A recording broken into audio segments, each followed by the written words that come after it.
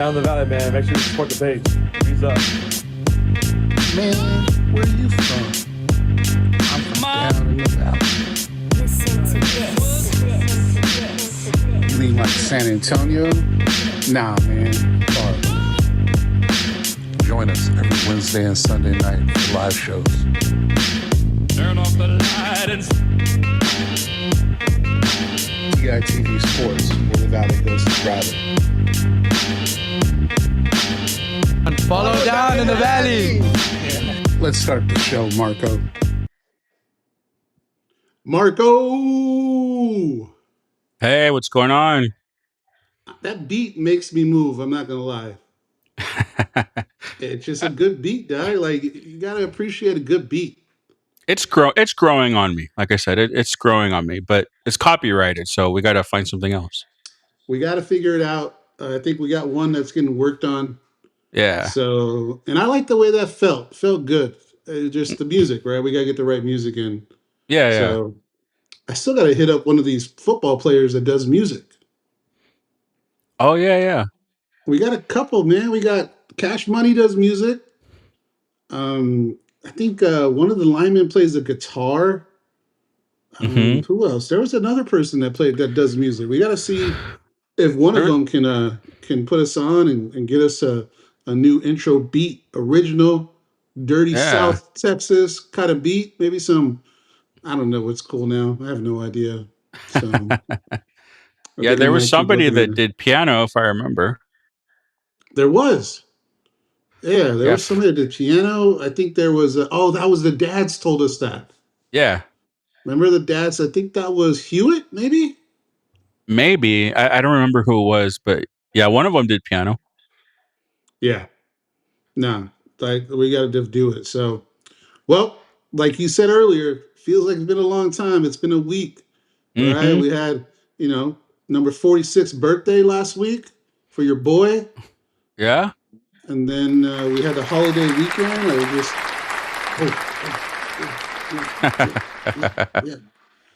Then we had the holiday weekend, which was great. How was your holiday? Not bad. We went to my parents, ate some food, watched fireworks, and when we were on our way back, we found a drone show in Far, which was pretty cool. Yeah, we were on our way home. We were driving by the aquatic center there by the expressway, and we saw the drones, and we stopped and watched for a little bit. So that was pretty cool. Man, those drone shows are changing the game. Yeah. How do you compete with that? 2,000 little drones just knowing what to do? Like, that's the new thing. If I had some money, I'll buy a bunch and do my own shows. Yeah, I mean, it was pretty cool. It was pretty cool. I guess I hadn't seen one like up close like that, so it was cool to see one. Yeah, I missed the 956 night. I bounced before the drone show like a knucklehead and missed that game happening. So, we were thinking about going to the Brownsville Sports Park for 4th of July, but I was having too much fun, if you know what I mean. And we ended up just staying home. I jumped in the jacuzzi, jumped in the pool. The kids were doing some sparklers, old school style. Nice. Yeah, and the dog was going nuts. Couldn't find that little chick, man. She was everywhere. So it was nice to have. I had Thursday and Friday off, so went down to the beach. Did one of those day passes. You ever done a day pass? No, I haven't done a day pass before. Oh man, so like Margaritaville. Yeah. So you can pay like $25 and just pay in the morning and be able to use the facilities all day. Oh, really? Okay. Yeah, so chill by the pool. I mean, obviously you got to pay for food. Yeah. And your boy snuck in his own drink because, you got to sneak in a little bit of drink, right? You can't pay. It'll be expensive. I had to buy all my drink there.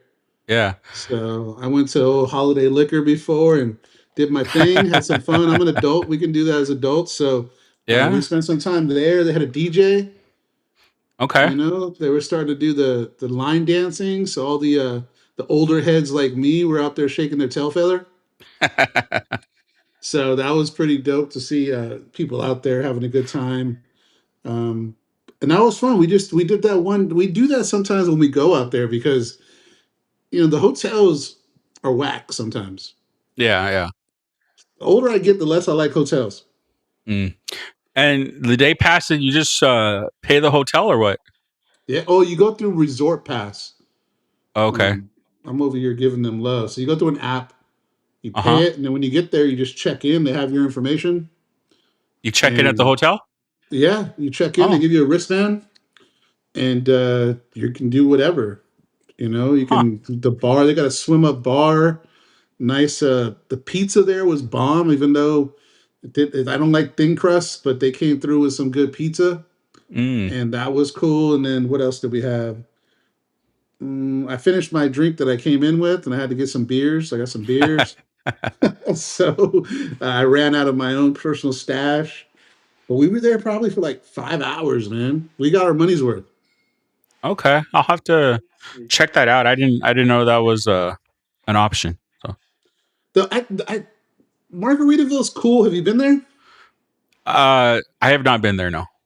It's cool. I've been there a couple times. There's not anything like no waterfalls or anything like that. It just has an area by the bar with some stools in the water, and Mm. then it has just a big pool, and it's that. The courtyard. Have you been to that one? No.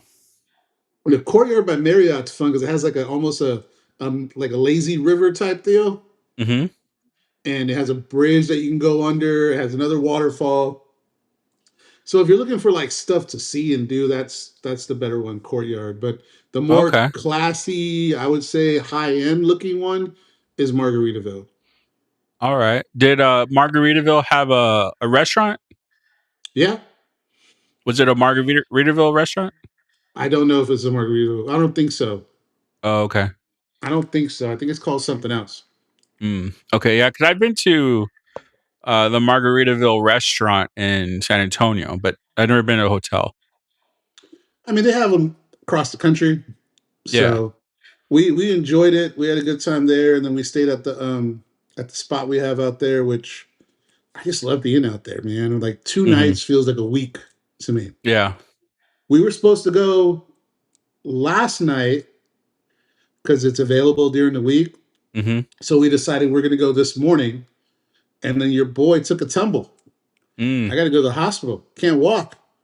Yeah. Ray, your ankle injury came back to haunt me because today I was about to fall and put all my weight on my foot, and it's not doing well. Mm. So I got to probably hire people to do stuff at the rental property because it's not good. Yeah. Now I got to go to urgent care tomorrow and probably be that guy sitting there feeling sorry for himself. So, but enough about me. We got a lot going on in this background, Yep. and I want to talk about it. Okay. So, first things first, cue the music or the plow, whatever you can cue up for me to celebrate. We want to announce our partnership. So, we have created a partnership with RGV Tours. There it is. It would have been earlier, would have been nice. There it is. There it is. Give it to me. Give it to me. Give it to me. There it is. Okay. So that's enough already, Doc. Come on.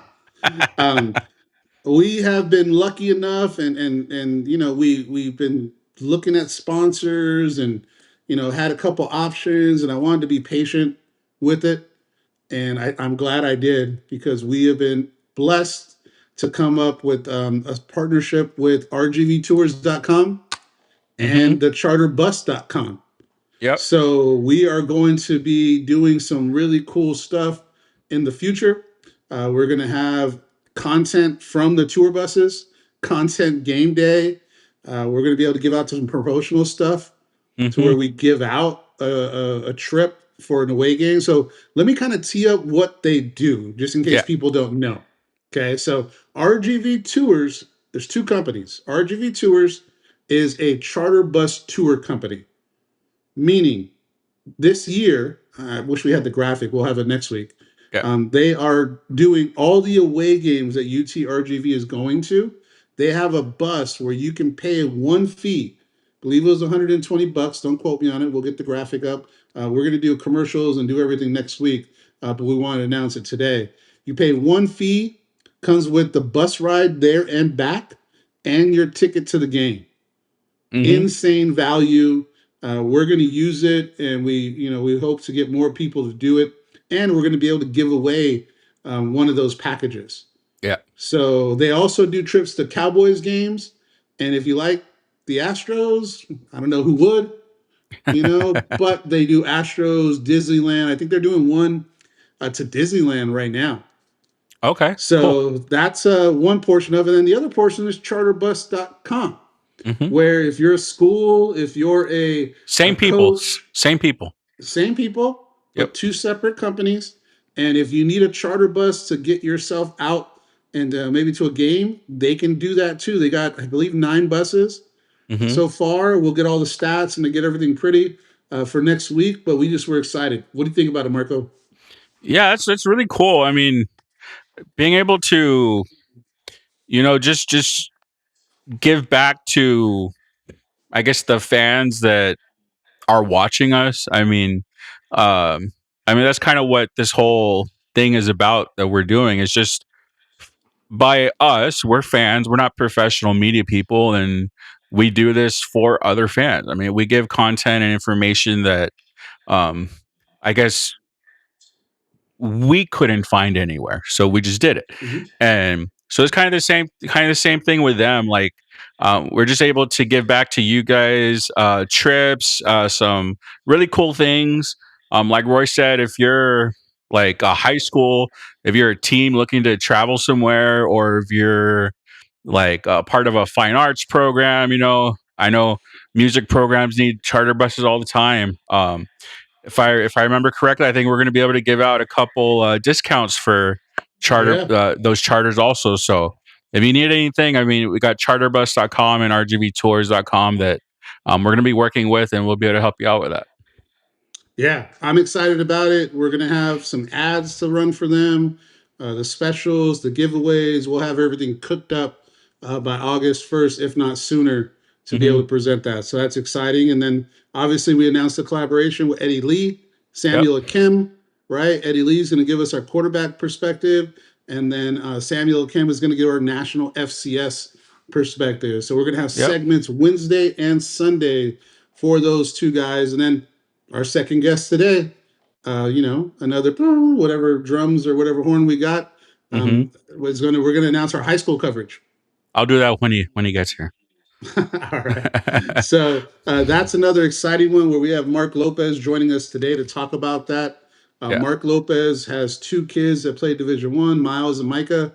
One went to is at SFA now, and then one went to Washington State, and now is a coach at Texas State. Yep. So he was a parent of 2 Division I football players. Has TexPreps, where he helps people in Valley and all over the country, and everybody get noticed. And he has a really cool story. We'll talk to him about that. But before him, we got Carlos Morales. We're waiting for another baseball commit, man. So Marco's been grinding and really reaching out to these guys, and we're lucky enough to have another one today. So I'm excited to talk to Carlos. He's from my hood. He's from LA, which some of these cities that we're going to talk to him about, I'm excited to see what that's all about. So what else is going on, Marco? Hey, before I talk about more commits, what's my Adam Botkin update? Still working on it. Me and Sam, I text him a couple times, right? We're talking, we're getting to know each other a little bit more, and I'm hitting him up, and I'm going to drop that one for sure. Okay. All right. So just the other day, like a couple days ago, we got Jordan Espinosa from Texas Tech. He played there for 2 years. Didn't get a lot of playing time, only like 22 innings over the 2 seasons, but he was a top 50 prospect coming out of high school, out of California. So he was a pretty highly recruited guy. He does light up the radar gun. Sits probably like 92, 93. Nice. I think I saw Tops 94 right now. And one interesting thing, he was the pitcher that started against us when Texas Tech was here. So, we got Carlos. How's it going, yo? What's Hey, good, how Carlos? How you doing, man? Good, man. Doing good. Doing good. How about y'all? Good, good? man. We were just talking about another recruit coming in for you next year. Our Sick. guy just signed from Texas Tech, pitcher. Nah, The lefty or righty, Marco? He's a lefty. We got a lefty that just signed from Texas Tech, so Sick. we were talking about him. Yeah. Hey, you look like Well, you're let at the me beach, introduce man. Carlos. No, What's that? I'm in my backyard right now. Man, that looks like a nice backyard. Yeah, no, my dad put a lot of work into this. Oh Where you at? yeah. What city you at, Carlos? I'm in Bellflower right now, so it's like 10, 15 Yeah, out from Los Angeles, you know? I know Nice. it. I went to Cal State LA, so Oh, sick. I know where you're at. I had that on my list to talk to you about, man. I got family at ELAC right now, going to ELAC. So let me introduce you, and then we can get into it. So just want to introduce our guest today. Really excited about this catcher out of Santa Ana, Carlos Morales. Welcome to the show, my guy. Thanks for having me. Thanks for having me. Yes, Yeah. sir. Well, I wanted to go down memory lane because I went to East. I've been to East LA College many times. My nephews all played for Garfield. My brother lives in East LA. I got all my families in East LA. Yeah. So I know you went to ELAC and Santa Ana, right? Is that what happened? No, yes, sir. Yeah. How did that work out, man? How did it go from ELAC to Santa Ana? What happened there? At first, originally out of high school, I wasn't recruiting much at all in college. So it was just mainly like go any place where I know I could prove myself, and ELAC at the time, like they had no catchers in at the year. And then my hitting coach at the time in high school, he had a connection there, and then he got me squared away. Originally, I wanted to go to Santa Ana, but the coach never responded. So Wait, hold up. You wanted to go to Santa Ana, Yeah. went to ELAC, but ended up at Santa Ana? yeah, either way, I played my freshman year at 24 at ELAC, and I had a pretty good series against Santa Ana. And then my good friend at the time that played with me in high school, he was at Santa Ana, and he told our coach, like after the game, like, hey, you know you wanted to come here, right? I think I went like 4 for 4 against him and threw like 2 guys out, so I had a pretty good game. Yeah. Yeah. Yeah, you How was got your the experience you got at the East last LA? laugh, Carlos. Yeah, yes, sir. Yeah. How was East LA College, the one you were there? How did that go? What was the year like there? Sorry about that. The helicopter flying through. You're good. Nah, that's Bellflower, man. It was good. I'd say I learned a lot and matured a lot that first year of college. It wasn't an easy year at all. It was probably one of the harder years I had in my life. Like learning how to be an adult, learning how to manage school, social life, all the other stuff, and then just off the field stuff. I had stuff going on like at the time too, and in the fall, like coming in, I felt pretty confident. I had a good fall, but in the spring is where I really hit a wall that year. So from that season, I learned like what it's like to like get through adversity, and like just kind of be patient, knowing your moment will come. Yeah. Now, one of the benefits of going to East LA College is you have the hat right there off Atlantic. So for Marco, he doesn't know anything about the hat, man. Have you been to LA, Marco? I've never been to LA. No.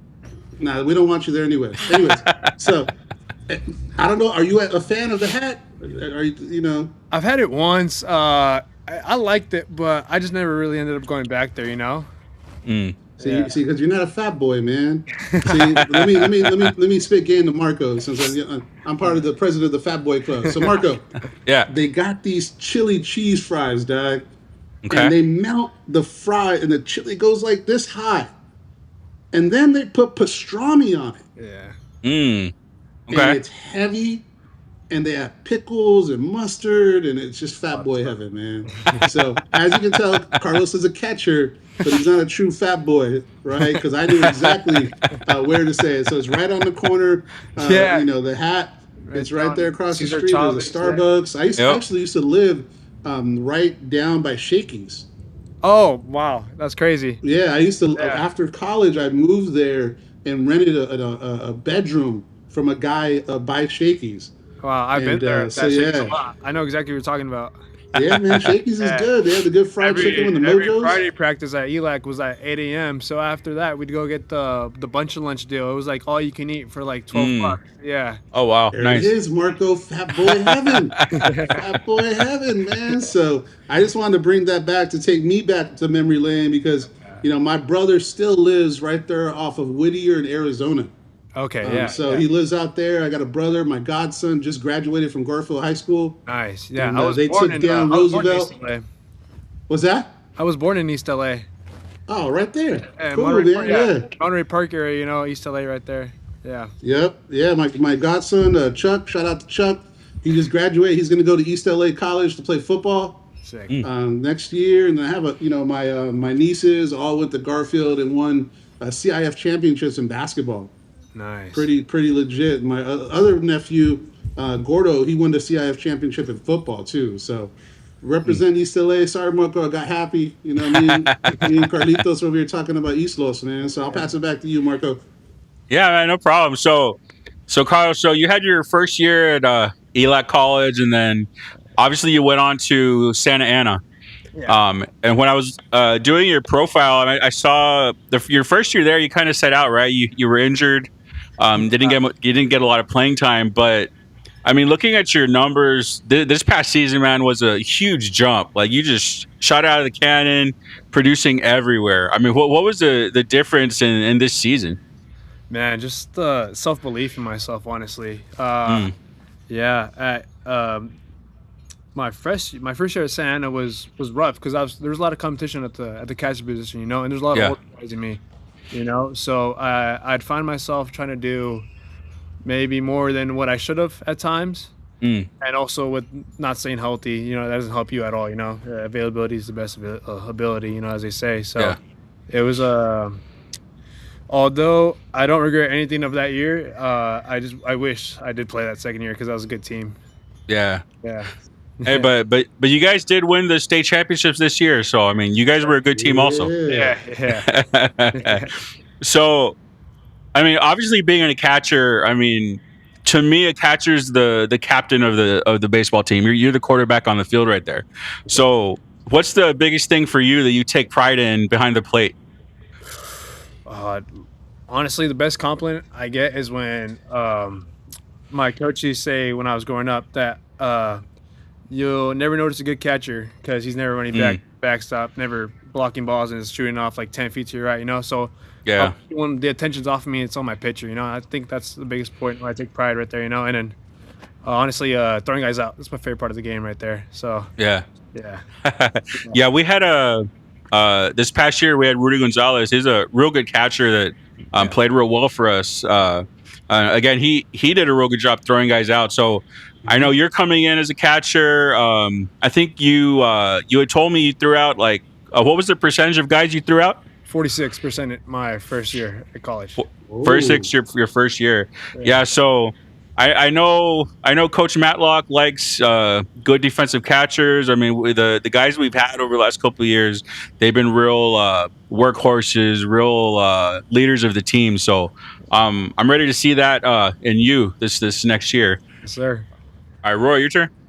Yeah, I want because I'm not baseball is probably not my first sport. I leave baseball to Marco, but yeah. So just a little bit. Yeah, baseball is my sport, Carlos. I played my whole life. Oh, great. That's my sport. But I like to learn a little bit, and also too, there's fans out there like me. So as a catcher, what type of skill set makes a good catcher?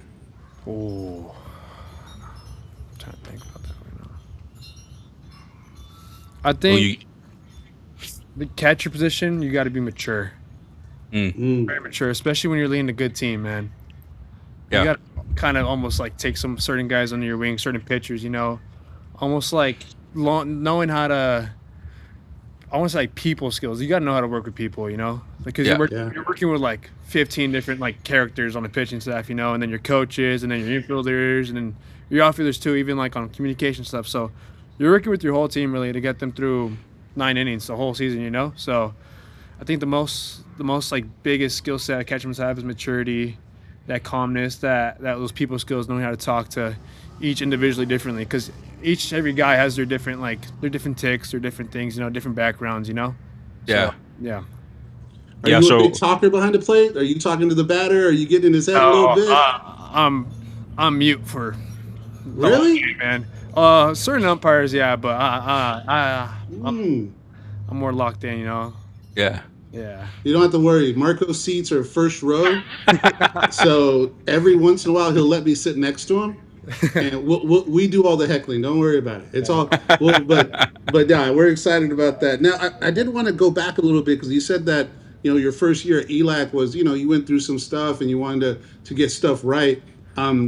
Just who do you lean on when time gets hard as far as emotionally? My family, my parents big, my girlfriend, and my best friend's dad, who also played baseball for a long time, was a catcher and played pro ball. So he really knew what he was talking about. So that freshman year, I'd really lean on those people the most, It was like those core four I'd always find myself talking to. And, forgot, my coach, my third base coach at ELAC, Skeeb. Shout out Skeeb. Okay. He was literally like my father my freshman year, and really when I really needed him, he was there for me. Yeah. Good, man. Yeah. Good. Well, you're going to have a whole 6,000 people to help you with that next year, man. So I wanted to move on to UTRGV and kind of talk about that. What excites you about the school? When did you learn about it? Has it been on your radar for a while? I know, if I'm not mistaken, Marco, we had another player from Santa Ana, right? I mean, we got we got some presence out there. So we had excites you about UTRGV and when did you hear about it? Yeah, well, to answer you, Roy, so we've had Thomas Williams on our team. He came from Santa Ana, Yes, sir. and then and then coming over with Carlos, we've got Thomas's brother Nathaniel coming over also. So I knew there was somebody else. My bad. Okay. Yeah. So for UTRGV, Carlos, when did you start hearing about UTRGV, and when did it become on the radar, and what excites you about coming down to the Valley? I heard about them, I want to say, my sophomore year of college. I had gotten a follow from Coach Rob, on Twitter, how coaches do, Creeping Rob. Get it, Rob. And then, every player, when they get a follow from a coach, they kind of freak out, like, you know what it is. So you stalk everything about this school, and that's kind of what I did, So, yeah. And then when I first got introduced to the idea of going to RGV was my fall of my redshirt sophomore year. So this past year in 2025. There's a sophomore showcase in our conference called the Orange Empire Conference, and a bunch of schools understand, it's every team in the conference playing in front of like hundreds of coaches. And I happened to have a good day that day, So yeah, I got a text probably 2 days after from Rob. He was the only school actually that texted me after that showcase. Nice. Yeah. Yeah, it's unfortunately, fortunately for us, but that seems to be like something that we hear a lot. Like Armani, he had one offer. Yeah. It was Crazy. Coach Rob, UTRGV. Yeah. Carlos, same thing. One guy. I'm glad that our guys reach out to you guys, but like, I wish you guys would get more attention from coaches. Yeah. No. Yeah, I did too. During this past year, my coach told me like certain schools did want, like, we're going to reach out, but I was already signed to RGV and everything, but I would consider those schools over RGV, knowing the place. And I went down there in October, and I fell in love with them, man. Like, I bonded well with the guys. I bonded well with the people there, It kind of felt like home. It's not too different from around here, Of course, it's way hot down there, and but, I was about to say, you got to get ready for the heat, my boy. It's gonna be hot. I just moved here in 2019. Yeah. And so I'm, lived in LA and moved out to Rancho Cucamonga and Fontana. But Yes, sir. the heat's different, man. The heat is different. Yeah, man. So pack light, and all those sweaters and jackets you have, you might as well leave those at home. Yeah, man, that's what I was telling my family. Like, I'm not gonna need to take much like puffy clothes. It's freaking hot. I was there in October. It was like 95. I was like, I don't think it. Yeah, man. I have sweaters, jackets. Some fat boy's gonna be happy when I give them away, because I really have only wore a hoodie maybe 3 times in the last 12 months. Where in Cali, on a summer night, if you go to Dodger Stadium, You're gonna need a hoodie. on a summer day, it's 68 degrees at nighttime, man. It's cold up there. Yeah. So, UTRGV, you're not going to have to worry about that. Now, Nah. obviously, our fan base, Marco, everybody we have is just nuts. We love Yeah. it. This is my first year following baseball, and I'm all in. Marco does a really good job of doing daily updates and game time updates. So if I can't watch the game, I get the tweets from him. What have you heard about the crowd? Oh, I heard they're nuts too, man. I heard back there in right field they're freaking popping fireworks. They're chirping the right fielders. They're having their grill. Yeah. That was a big selling point to me. Because of course Division I baseball, like any school, is a blessing. But when you get in front of so many people, I feel like there's more on top of that. Yeah. How's the Spanish? How's your Spanish? Good, perfect. My dad's good for you, man. Pure Spanish with me. My parents are both from Bolivia, so. Okay. Okay. Yeah. So they came over and gave me the best life they could, and this is just part of repaying them back. Yeah. So you said you came down in October. Did you get to go to a football game? Yes, I did. I went to the Incarnate Word game. Oh yeah. Oh, nice. Yeah. That was homecoming, man. Yeah. Oh yeah. I went to that game, homecoming. Yeah. And what'd you think? How'd you like it? Sweet. So, Good. We were there with all the guys from the team. The coaches were around. They passed me on to a couple of players, like, take care of this guy, and the guys took care of me really well. So, Yeah. Yeah. So I want to ask how the party life was, but I don't want to get anybody in trouble. So we're not going to go there, Carlos. We're not going to go there, right? We're way down in the valley, man, but there's some fun to get into. So hopefully you're going to be able to do that and stay away from the bad. So sorry about the Marco, cut you off. I was gonna say, so who were the guys that took you around? Armani, Ruben, Renee, Renee's brother, who I know played at Texas. He was there. Yeah, Rylan, yeah. Yeah. And then Thomas, of course, straight, like a bunch of guys took care of me, honestly. Like I can go on. But the main night, driving me around was like those guys, like Janner too. That was my Uber that weekend. Yeah, he was my Uber. Nice. So, but you haven't been able to come out to a baseball game then? No, sir. I wish I was able to, man. But our season was just as long as yours, thankfully. Yeah. Yeah. All right. So then your first experience is going to be in front of a full crowd opening night, man. Dude, I won't be able to watch it. Hopefully, I'll be playing though. Yeah. Yeah. I think I prefer that seat behind the plate more than somewhere. Oh yeah, best seat in the house, man. You see everything from there. Yes, sir. So you can hear us, right? Come on, Marco. We got to give us some love. We're gonna be out there yelling, and if Carlos ghosts us, man, that'll be kind of messed up. So Carlos, I'll tell you what I'm wearing.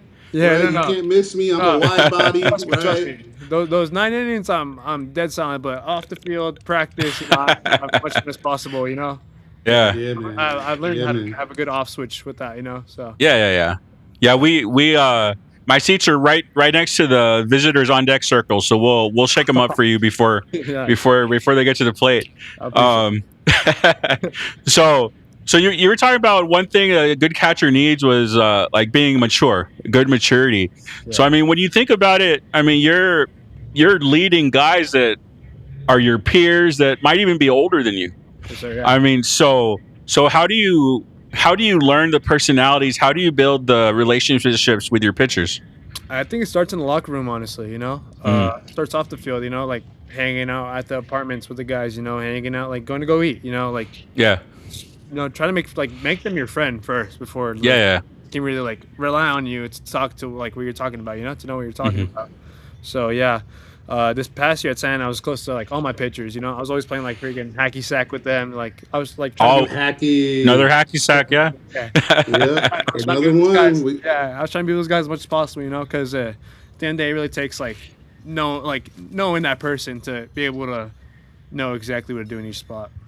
Yeah, it's tough. I mean, as a pitcher, sometimes it gets lonely out there. You can't find the strike zone, and you're by yourself. So you need a good catcher to calm you down, get you back in your rhythm. So I'm glad to hear that's one thing that's real important for you. Yeah. I just got an idea, Marco. Yeah.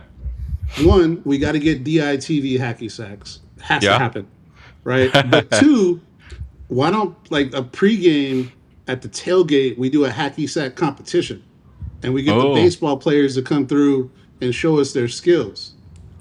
and the winner Yeah. that does the longest hacky will get some type of prize. Yeah. I think we're gonna have to Yeah. do it, man. I think That sounds like I won't fun. play because if I try to hacky, I'm gonna roll down some type of hill. So the hacky is not gonna be working for me. But Carlos, we're gonna finish off with some rapid fire if that's okay. Yes, sir. Yeah, no problem. What's your favorite part about being a catcher? You're involved every pitch. You know, every pitch of the game. You're like, there's no way you're not involved. You know, so that was a big thing. When I started playing baseball, I wanted to be a catcher. Like I played catcher my whole life. You know, because you're involved every pitch. You know, you basically you and the pitcher are out there controlling the game. So kind of like I like being in control of the game. You know, I hate watching from the dugout and not being able to be out there. You know, it just kills me. So Yeah. when you're out there, you know, it's a good feeling. So who's your favorite catcher that you kind of model your game after? Yachty, Molina, and Buster Oh. Posey. Yeah. Hey, two Hall of Famers right there, man. Yeah, yes, sir. Your favorite pitch to call to get a strikeout? Oh, it depends. I like when a guy blows a fastball by someone. Oh, there we go. That always pumps me up. Yeah. Walk-up song. What's gonna be your walk-up song? Oh, okay. So I don't know any of the guys walk-ups on this past year, but I'm a big. I like reggae music a lot, so I think something. Around that area, you know. Yeah, We didn't have any reggae this year. Revolution. Huh? You like a little Revolution? Yeah, I do like them. Yeah. Yeah, I like Revolution. So if you come out to Revolution, man, I might have to run up and down the stairs. I'll walk up and down the stairs. Your boy can't run that much anymore, but Yeah. I like it. What else you got, Marco? What's your favorite thing you're looking forward to in the Valley besides baseball? Getting to know all the people down there, you know. It's I'm leaving home for the first time in my life, so basically learning how to be a man, you know. That's what I'm for the most. Yeah, how to take care of myself, how to take care of the people around me. Yeah, and I mean, when you get down here, man, it's a huge family. So I mean, if you ever need anything, I mean, you got Roy, you got me. You can ask anybody down here, and that's why I realized when I visit there. Everyone was telling me that, man. Like, damn, these people are so nice down here, you know. It's very supportive. Yeah.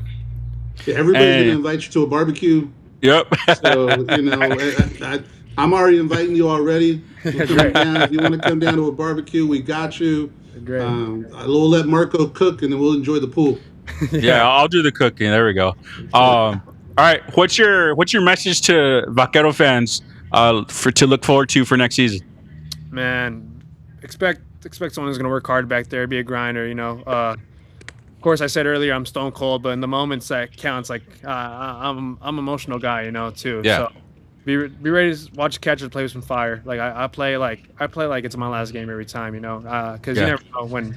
I've had injuries before in the past, and I've had stuff taken away from me. So you just never know when it's going to be taken away from you. So I play every game like it's my last, you know. So expect someone that's going to play hard, play their butt off, and just try to win for the fans and for the team, of course, because the end goal is to play in a regional. So Yeah. It's we're hungry, man. We're hungry. We're at the last season. Yeah. You know, Armani's coming back. We got Harrison coming back. We got some ballers coming back, and Marco just makes me excited because he's, you know, giving me good content to listen to and be able to watch. So I just want to say before, Marco, appreciate you, man. It's going to be nice to have another LA guy on the team. And, you know, if you want to talk LA and Cali, I'm your guy. If you want to talk baseball, you talk to Marco.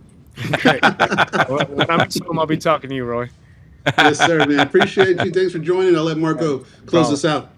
Yeah, so Carlos, thanks for reaching out. Thanks for being so receptive to coming on the show. I mean, we appreciate you getting to talk to you and meet you and introduce you to our fan base. No, thank you. Thank you for having me on. You know, it's a pleasure to you. Yeah. Again, thank you. Enjoy your last little bit of summer, and we'll see you when you get down to the Valley. Man, thank you guys so much. Have a good one. All right, you All right, too. brother, have a good night. Take care. Have a good night. Yes, sir. Ooh, we LA boy. I like it. Yeah. I like it. We got another LA boy coming through. We lost one, Julian Gomez, on the basketball team last year. He was an LA guy. Okay. And he left to Western Michigan with Coach Cahill. Oh, yeah. So, a lot of guys followed him over there, right? yeah, I think he had like 3 or 4 guys that ended up going to follow him. Mm-hmm. But I would message him and just talk about LA and, you know, shoot him. I just messaged him today They did an announcement. I was like, oh, you get it. He's a 323 guy because that's the same area code I have. Yeah. So we got Mark. yeah, let him. Yeah, we're ready. I think he said he might join and then wait. Mark, you there? Oh, he shows offline. Yeah. I'll wait till he shows up on Yeah, the if you can see screen. that. Yeah. So we brought in another catcher too, right? Or two more? Was it 2 or 3? Man, there's been so many. I'm trying to keep track. So we had I know we brought in one more for sure. 100%. Yeah, I know we did. I can't remember who it is off the top of my head though. All good. Yeah, like All I good. said, there's been We'll a get that bunch of them. information. I've done a bunch of the player profiles. They're all running together right now.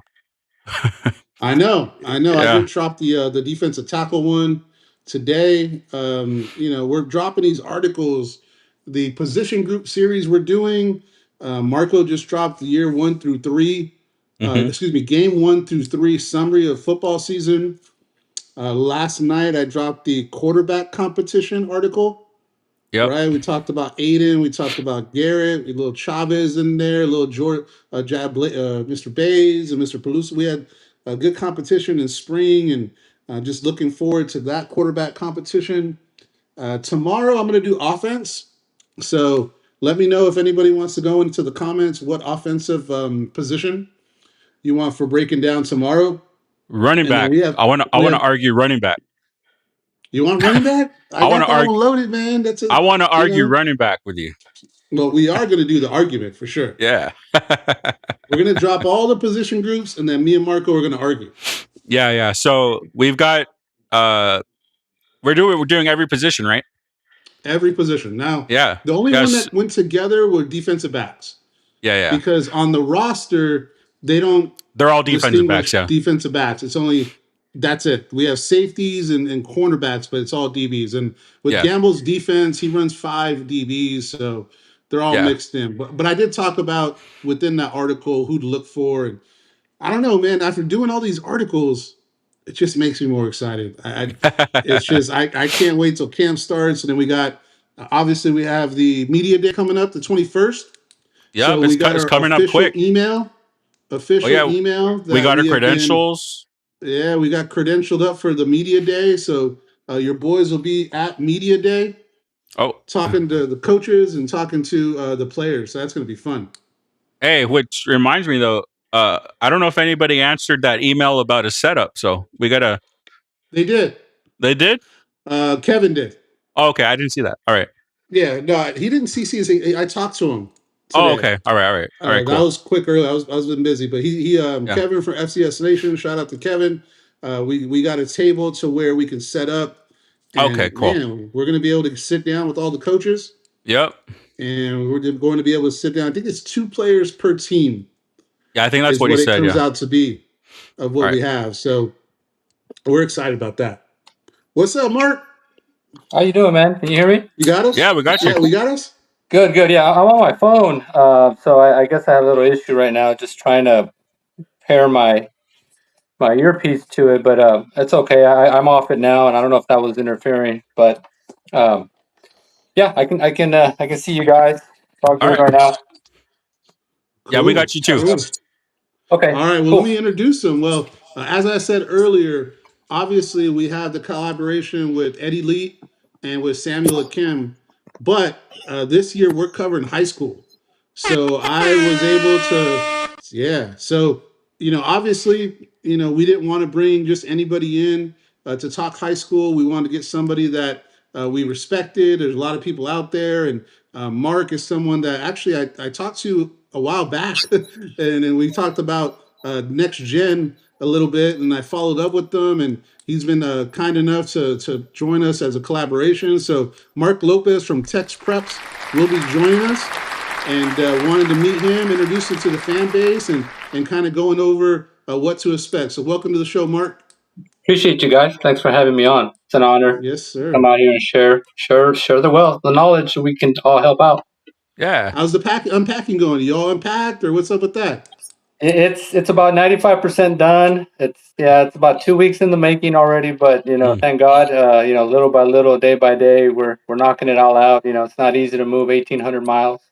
No. Uh, so I'm sure you've been there. You went the opposite way though, but Yeah, we crossed paths. We crossed paths. You're going to Cali, and I was coming to Texas, and I never want to do that trip again. I don't know about you. me neither. Driving was no fun. This is the last time. I'm always headed back to Texas, but I'll fly. Absolutely, absolutely. So, what I wanted to do, Mark, is kind of go back to your career and what you did and what you're all about. So, before TexPreps, where were you at? Where did you grow up, and what's your story? Okay, yeah. So I introduced myself. I'm Mark Lopez. I'm a RGV born and raised. So I grew up in a little town there of Alamo, right in the heart of PSJ. So um, I my football career started, like a lot of guys back in the 1990s, 80s. In middle school. We didn't have a lot of these youth select organizations. Around. So we mostly waited till middle school. So yeah, I was always a fan of the game though. Growing up as a kid, watching the Dallas Cowboys, Texas Longhorns every weekend, and I just couldn't wait to get into middle school to actually put on some pads, and it went very well. I had an older brother and family and friends that just kind of taught me the game, and it helped me acclimatize to football right away. And then I went on to PSJ High School, where I played there 2 years, and for the PSJ Bears, back when it was just one school in one district. That's it. That's all it Yeah, was. back in the early '90s. So I graduated in 1993. I was primarily a defensive player, but senior year we did have a split. That was the first year PSJ North came out, so we lost a lot of Ooh, talent. So I went both ways my senior year. Played a little bit of wide receiver as well, and special teams. Was a returner and defense. So my best year was my senior year. Obviously, it was the funnest year. I got to play all over the field, and recruiting back then was kind of something that wasn't very common down here. Down in the valley. But I recall getting several back in the day. Coaches came to watch the game. They just gave your high school coach a brochure questionnaire to fill out and get all the yeah. information they can from you. And so I had a couple of those, and as I graduated, was looking into some possible D3 and junior college schools, and then going into after I graduated that summer, going into freshman year, I had a few heart palpitations going on and had a physical, and it was kind of recommended that I just kind of give it up. And Mm. Oh at the man. time, my primary thing was go to college, get a degree. That was my main thing. If I could play football, that would have been just icing on the cake, but it never happened. And but I still remained a football fan and lover. Through all of my college years, and right out of college, I did pick up a little opportunity with a recruiting service there in the San Antonio area, Central Texas, and kind of did an apprenticeship under a gentleman named Randy Rogers. Mm. Mm. He was a retired recruiting coordinator for the Illinois Fighting Illini back in the '80s and early '90s, and he retired and he started to make these little tours around Texas high schools and putting on seminars for players and parents and coaches to attend to learn about the recruiting process. And so I apprenticed under him, learned the ropes, got to meet a lot of his connections out in the college world, and I loved it. It was a fun time to learn how the recruiting process worked back in the day. It's much different now, but it was my way to get my foot in the door and learn how it works and meet people. And so yeah, that was in the early 2000s. And after that, I started having my family. It started my family Yeah. down there, and had my first son in 2002, and then I had another one in 2003, and I ended up with three boys. Another one in 2007, and so I basically got to work. Uh, I Yeah. I I was became an insurance agent, and been an insurance agent ever since. And so I kind of got away from the heavy recruiting a part of it. I still followed the recruiting world, the major universities. I'm a Texas Longhorn fan through and through, and was always looking at who the new recruits were coming in, and I always was intrigued by it. So as my kids were, growing and they're 5, 6, 7, 8, started getting ready for football. I started to get back in that mentality again. Is uh, making sure they had all the tools they needed, the training, the knowledge, the kind of stuff I didn't have growing up as a kid. I just made sure that they had all the things they needed to be successful and to just have fun. Make sure they had fun with the game first of all. And lo and behold, they took off with it. They loved it. Once those pads came on in Pee Wee football, I knew that they really loved the game, and they showed a lot of promise. And so that's when I began to say, okay, well, this is what they like to do. This is what they have an opportunity maybe down the line. Let's get back to the whole football knowledge and IQ and recruiting preparation. So if that day comes, they have that every opportunity available. So as they got into youth football, we did the whole circuit with youth organizations, and I was always a coach or director of some sort. And as they grew into middle school, I saw that each one of them was kind of developing in their own way. My three boys, and it kept us really busy. We were always hitting the parks, or the coaches would lend us stadiums and fields, and we were working all the time. And but it was fun. It was fun. It wasn't a demanding part that where they burned out. I made sure we did all the in betweens, did all the fun stuff too, and let them be kids. But when it was time to work, I showed them what it took to work, and they ran with it. They were. I was blessed to have three very uh, headstrong boys and disciplined, and they took off from there. So as they got into high school, we started to see that they had the potential, and that's where I pulled out my old bag of recruiting knowledge I had and contacts, and started to prepare them for the process. But you know I didn't take over the process for them. That's what I recommend a lot of parents is let them handle this process themselves. That's the way it should be done. I didn't try to live my old dreams through them. I gave them the tools they needed, the know-how, and they ran with it from there. And then at the end of the day, all the recruiting knowledge and preparation you can do on the process, it really just comes down to can you play? Can you really Yeah. play? And can you play at that level? And they did. They took it from there. They played. They busted their butts in the off seasons, on off days, and it showed on when it was time for them to play. And as soon as they hit their freshman year, they each got ready to go with their social media and their profiles. We started to incorporate the process of uh, getting their name out there, how to introduce themselves, how to find the right schools, um, the whole 9 yards. And they ran with it from there, like I said, and it was fun to kind of uh, watch the process unfold, and kind of be there and kind of guide. But it was fun to watch them take it over. And so we did all the necessary things that you need to do.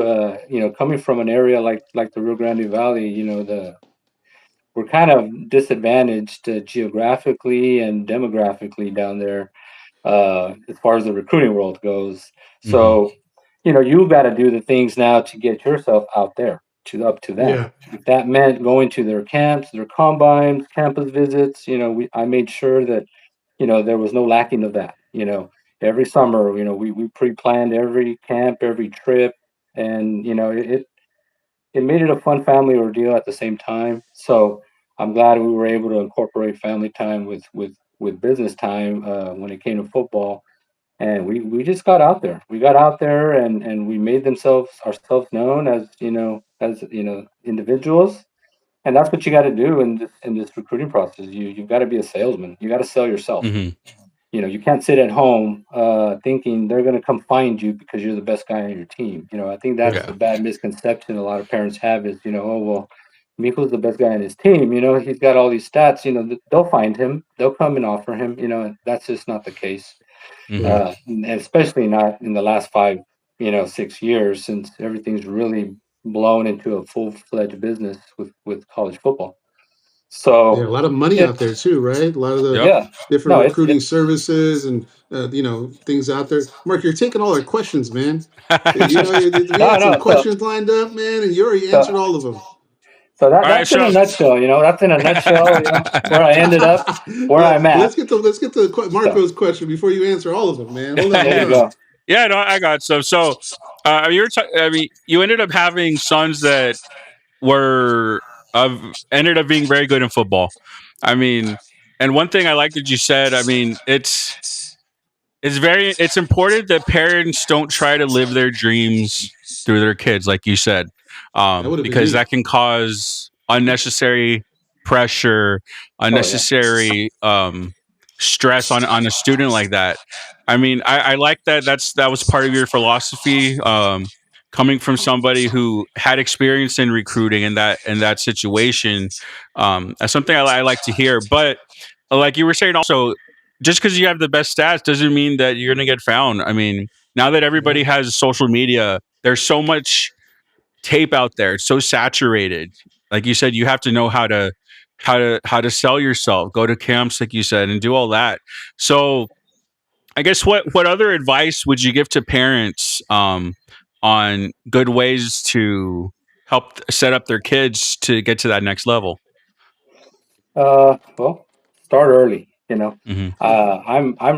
People used to think, well, when I get to high school, I'll start, the process, maybe, freshman, sophomore year. Hmm. Uh, Nowadays, I tell parents, start in middle school. Set up by eighth grade. Set them up a standard profile on social media, and the best one out there is Twitter X. Hmm. That's where you find a lot of the college professionals, um, you know, looking for talent, looking to meet players, build relationships. Uh, they do peek at other social media platforms like Instagram and Facebook, but that's more to look at your character. Hmm. They can tell a lot of your character by looking at your social media, but when they want Yeah. to get down to actual football, a lot, we find that the use of Twitter has been the most Mhm. effective. So I recommend getting their kids started with that by their eighth grade. Set up an account and start feeding some content of their highlights and we can show them how to set up their profile page so it looks like a resume. When you go to a Mhm. job, you show up with a resume, or you show up on a business call, a sales call, you show up with your business card. That profile that's your sales pitch right there. That's Yeah. where they're going to see your name, your measurables, all your information, your GPA, where to contact you. So we stress starting that first. And after that, we go with learning the timeline. We try to incorporate the timeline, the recruiting timeline. What happens in the first 3 months. June through March. April through June. The recruiting timeline changes. So that's a big one to learn. At least some of the basics is when you can be contacted, when you can't be contacted. For NCAA rules. We recommend getting a head start on that knowledge. But really, at the end of the day, once you get that going, it really comes down to getting bigger, faster, and stronger. And Yeah. and we tell them Yeah. to always be working out, getting bigger, faster, stronger. Another thing to incorporate is the mental IQ part of the game. A lot of people focus too much on the brute part, getting big and strong, and that is good. But if you can't read and react, because your football IQ is not up to par, you're going to look a little sloppy out there on the field. So Hmm. it's a lot of physical, mental preparedness. I tell them to start by the time they get out of middle school. They should already have a plan. And they should start attending their first camps their freshman year. Just to be out there in a camp. You're probably not as a freshman going to get offered, but just to be out there in that setting in front of all that talent to throw and or catch or defend in those highly competitive situations at these camps and combines, it really helps you overcome a lot of the doubt, and it gives you more confidence in your play. So, I tell them to be active once they get into high school with camps. And then from there, it comes down to, putting together quality film. And, Yeah. we can show you how to put that right film together, how to That's a attract big them. one, And right, Mark? I'm sorry for cutting you off yeah, because no, I look at film all the time, Hmm. and you'll have that film where you don't know which players you're looking at, yeah, right? yeah, You can't even see who to look for, right? right. And then the film is a big one. So I didn't want to cut you off, but yeah, that's a big one for that. What are your thoughts on the film? It's well, the high schools they all have Huddle, which is a really Yeah. good software, where they watch their game and practice films, but it also lets you pull out your best plays from each game and put together a little highlight reel. Um, so we kind of teach them that process too, because you're going to have to update your game film constantly, and be putting that content on your site, on your profile, so they can see your improvement and development. So um, Huddle is a very good way for them to put this together. If you got to put the right identifiers, so like you said, they know who they're looking at Yeah, right before the play. absolutely. Identify the players, so now they can just focus on that. Make sure the film is good, and then how to establish the film in what order. You want Hmm. to Most of these coaches, they don't have a lot of time. And if you don't get their interest, if you don't spark an interest in the first 10 seconds or 15, 20 seconds, they're just going to swipe to the next guy. So Yeah. you Yeah. got to put like your most explosive, best plays right up front, but then you've got to ease into all the different aspects of your position. If you're a quarterback, you come in with your best highlights, your best throws, but then you got to ease into your scrambling ability, start showing some of those plays, Mm, show your deep balls, and then show your mid-level passes, and then your little flat routes. You got to show a little bit of everything. So you've got to show a well-rounded video of all your positional, and how if you're a linebacker, you got to show your best hits. You got to show how you mhm. set off blocks, and then you got Hmm. to show some video where you're covering a running back coming out of the flat. So Yeah. Show it's your all how you. hips. Yeah, it's all about getting your explosive plays, but then easing into the overall aspect of your position, that you can do each aspect and do it well. And you don't need a 5 or 6 minute video. 2 to 3 minutes No, is all you that's need. perfect. They really don't have a lot of time to be watching you. That, like I said, they're going to know in the first 30 seconds if they want to move on to sending you an invite, or proceeding with some more calls, or so it all comes down to how you set up your video. And that's one thing that we try to get parents used to, and be able to update it frequently, every 2 or 3 games. uh, so That's a big one, yeah, right? Because a lot of Yeah. times you wait till the end of the year, right, yeah, to update your yearly film. But if you're right, doing it every 2 weeks and you have a fresh new update, coaches are going to maybe say, "Hey, look, you just have some new film to be able to look at," right? And then right. you mentioned two positions that you're very familiar with because obviously you had two sons play Division I football. So I wanted to see if we can talk a little bit about both of them. One is in Yeah. college now, and one is a coach. So if you can talk about your two sons and the third one, I don't want to leave out another one, but if you can talk about them and where they're at and what they're doing and what have you seen from them in the last year? Yeah, well, they're really taking off with, they're smart kids. Uh, they were a blessing, and just, yeah, easy to move along in this process. Very disciplined. So my oldest Micah, he was a linebacker at PSG North, and back in graduated in 2021. And he he played for 4 years at PSG North. Okay. He played as a freshman and immediately started as a sophomore. He got a lot of film under his belt. We got out to all the rivals combines, the local college combines, and we were humble with with our camp selections. We didn't just go after the Texas Longhorn camps or the Hmm. the Aggie camp. We went to realistic camps, mega camps where there were Division two, three, even three schools. Just we were realistic and just try to get out there, get the name out there, and they performed very well. And he ended up with the opportunity to go to Washington State. At that time, Marco Regalado, who's now the running backs coach at Yeah, I UTRGV, remember he that. was he was at Washington State, and he's a big Valley guy, likes to help out Valley kids. So when we started talking to him about Micah, he he set up an evaluation with their head coach at the time, and the opportunity came up. So he went to Washington State, and was there for 1 year, and then it was, like I said, right around the COVID time. So there was so many Yeah. changes going on, and rosters being cut, and players leaving, and new players coming in, and so he wanted to get on the field a little more. So he transferred to down to New Mexico Military Academy.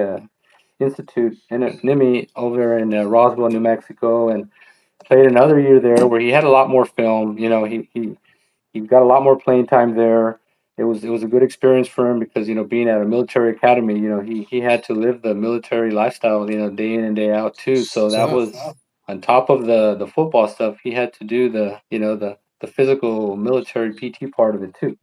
So he thought he'd go there a year and see if he got more film there, maybe he'd make a hop back up to another school, somewhere in Texas.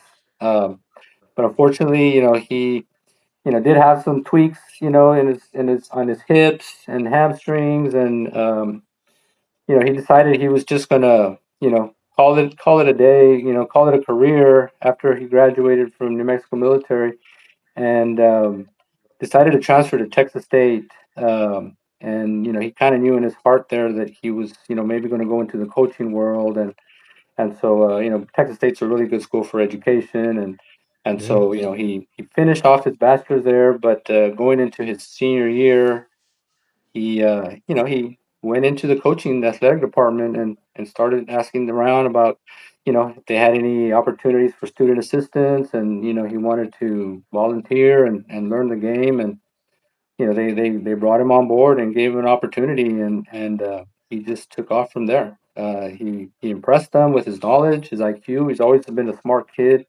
Always in the film room during high school. Watching his opponent, daily, and so he was very well prepared, and I think they liked that from him. And so he did that for a couple years and graduated from Texas State. And then UTRGV came calling with a graduate assistant opportunity. Marco Regalado was already down in the valley at UTRGV, and I believe he remembered Micah, and Yeah. they gave him an opportunity as a GA, and he took it as well. So he went back home down to the valley for 1 year, and he was there last year, the inaugural year, and he worked with defensive backs. And everybody knows they were very, very successful, very successful season. Absolutely. Yeah. He loved it there, and was ready for year two, and then along came Texas State back. I guess they got a feel for what he was doing, and wanted to add him back on board, and they were moving to the new Pac-12, so the opportunity was just too good to be true, and to be so he's a GA now there as well, a defensive GA, and he works with linebackers. But it was just too good of an opportunity to pass up. Now you're going to week in and week out playing versus G6 teams. In the Pac-12, Boise Yeah. States, Oregon States, Washington. He gets to play his old team, Washington State, San Diego State, Fresno State. So he's excited about that. He's learning a lot more. And he's working on his master's now. And in order to jump up from a GA to an official position coach, you need your master's, and so he's got that around the corner, and he's just waiting for him, to be called up from that Good GA for position, him. hopefully soon. So, yeah, he'll probably, go another year as a GA and then get evaluated after this year. And from there, just depending on what their needs are, if they want to bring him on board as a full-time position coach, or, who knows? He's been able to network with a lot of coaches across the country now. Yeah. Somebody might pick him up elsewhere. You just never know. So he's on the right path. I'm proud of him. He works hard, and he got used to that college life. It's a business. Waking up at Mhm. 5 a.m. and not going to bed in your dorm till 9-10 p.m. And he They ran work with a it. lot, those GAs, man. It's not like you get easier if you're a GA. No. So they're It's a putting in a good, it's a lot of good, work. yeah, it's a good initiation into college football. They really bring you on, but it's just a part of the process. Everybody's got to go through it. Every major college coach, you know, the Sarkeesians, all these guys, they've all had to start there. Mhm. And that's where you show, your dedication to a program and to the game, and so he's coming along well. He's on the right path. So and yeah, and then I have my middle son, Matthew. He was a running back over at Vela. Actually, I think he was probably the best athlete of the three. Wow. But he kind of had the injury bug in high school. He broke his wrist twice. He had a really bad, severe hamstring tear, I think his senior year, a high ankle sprain. That year, Vela was Mhm. 13-0 in the playoffs, and he was one of the running backs on the team. They had a stable of horses that year, and it was loaded. And yeah, he had a high ankle sprain and missed half the year easy. So he was bit by that injury bug.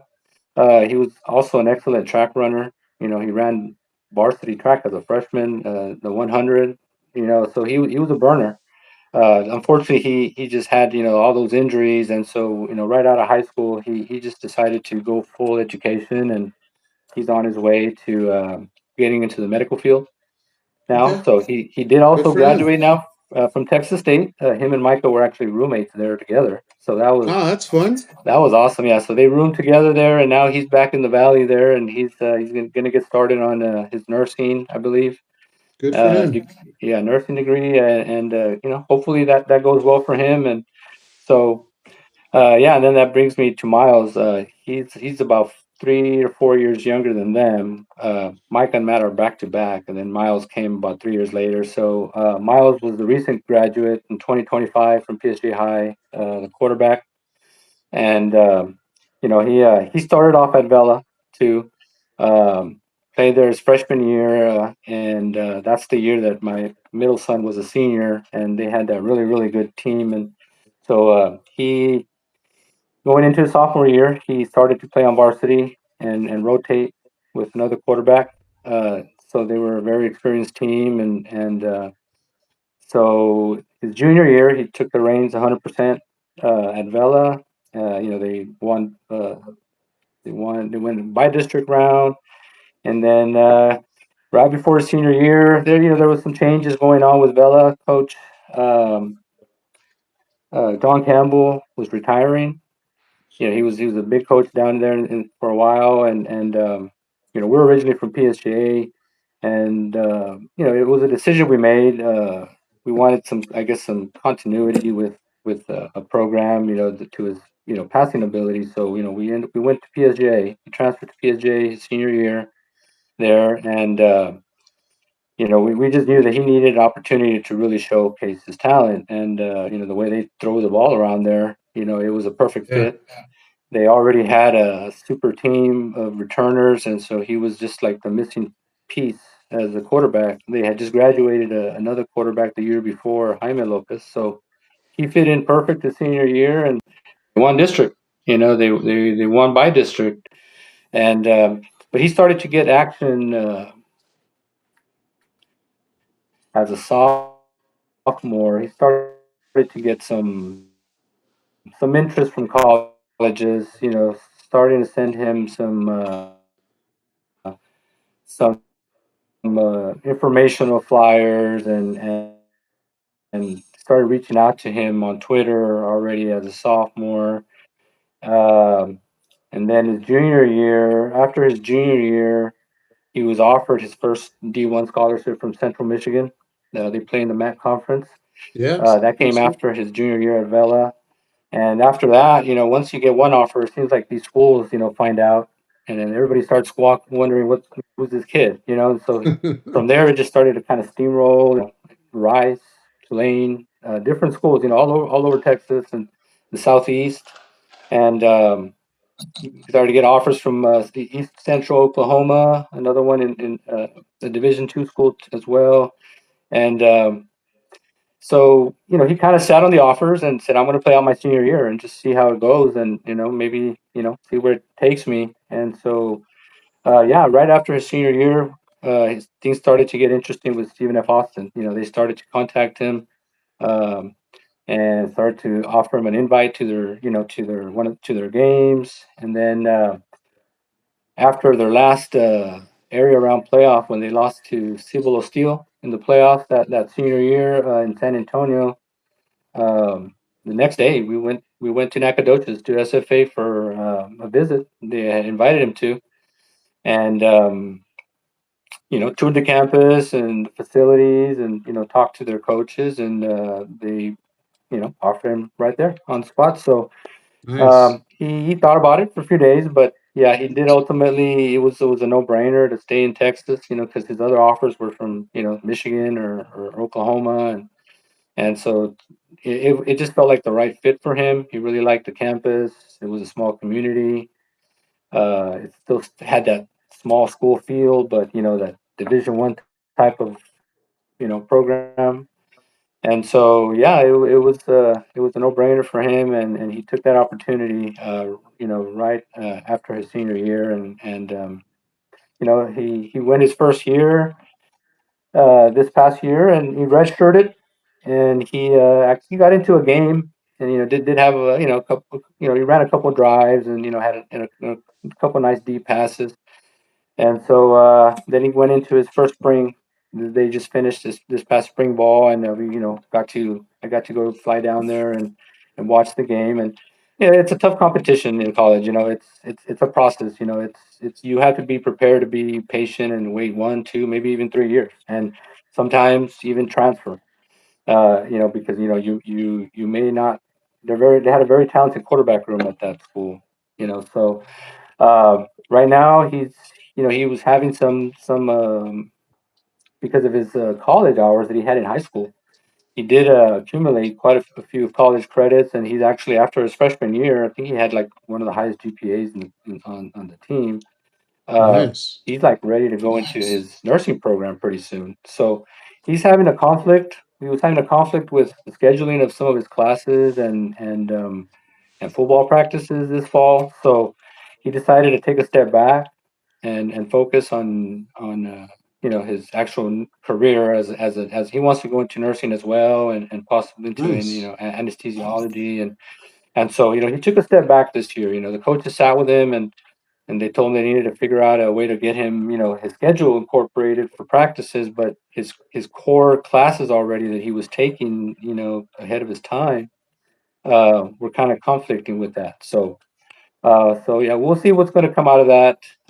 He's still down in the valley and staying in shape, and um, he's not afraid though to just call it a career and get that degree.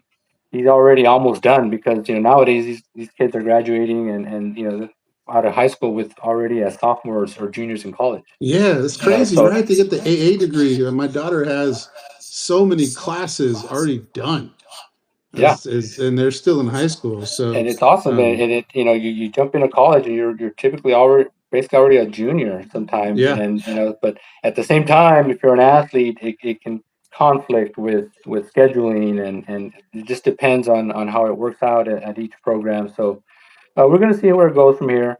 But yeah, it's been a very I feel blessed. It took a lot of hard work, but it came from them. It came from yeah, them. I was just a guide, and myself and their mother were very supportive of everything that they did. If they had to leave town and they had to travel, I mean, I don't know how many times we left the state as well.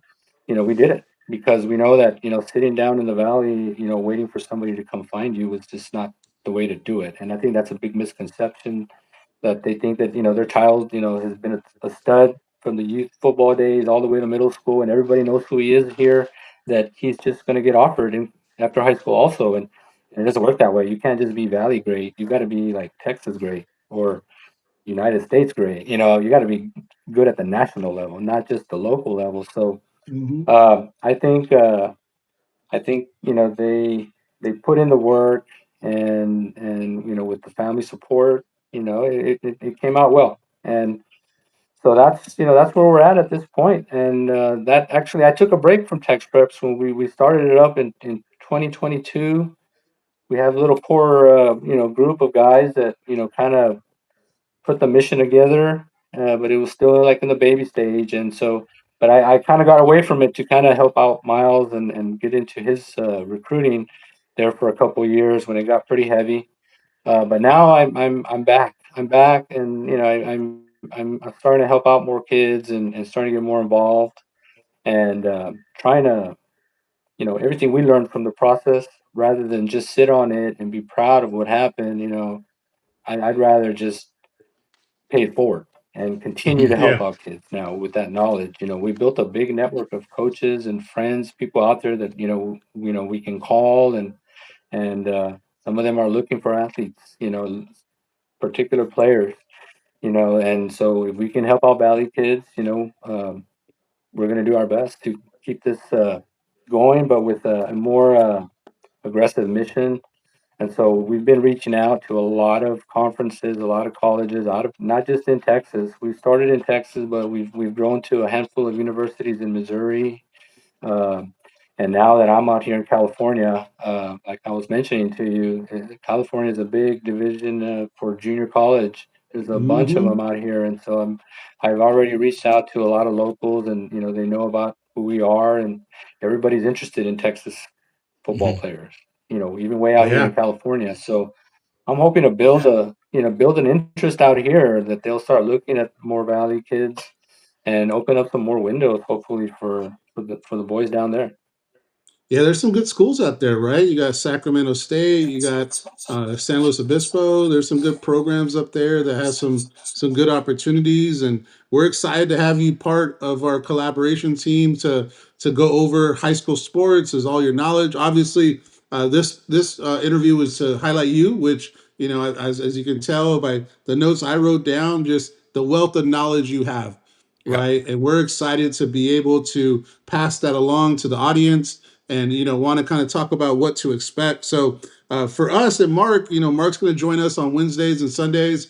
Do a quick little 10-minute segment or more talking about the top 10 schools, who they're playing, what people to look out for, some performances out in the Valley when it comes to high school sports. You do maybe a game of the week, and we're really excited to have you do that with us and share your expertise and knowing these players. Also, too, you just got done with a lot of your top 10 rankings, your player rankings, Mhm. right? So I know there's a lot of work to that, and we're excited to share that Yeah, for you. yeah. And You what know, we excites you about what we're going to be doing?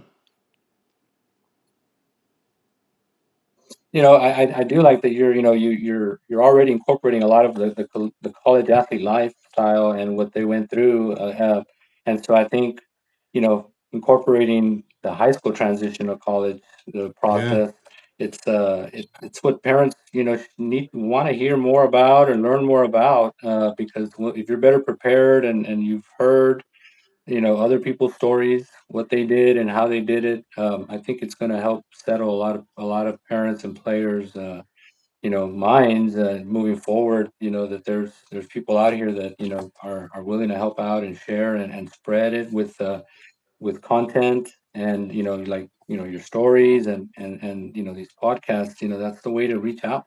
That's the best way to reach out.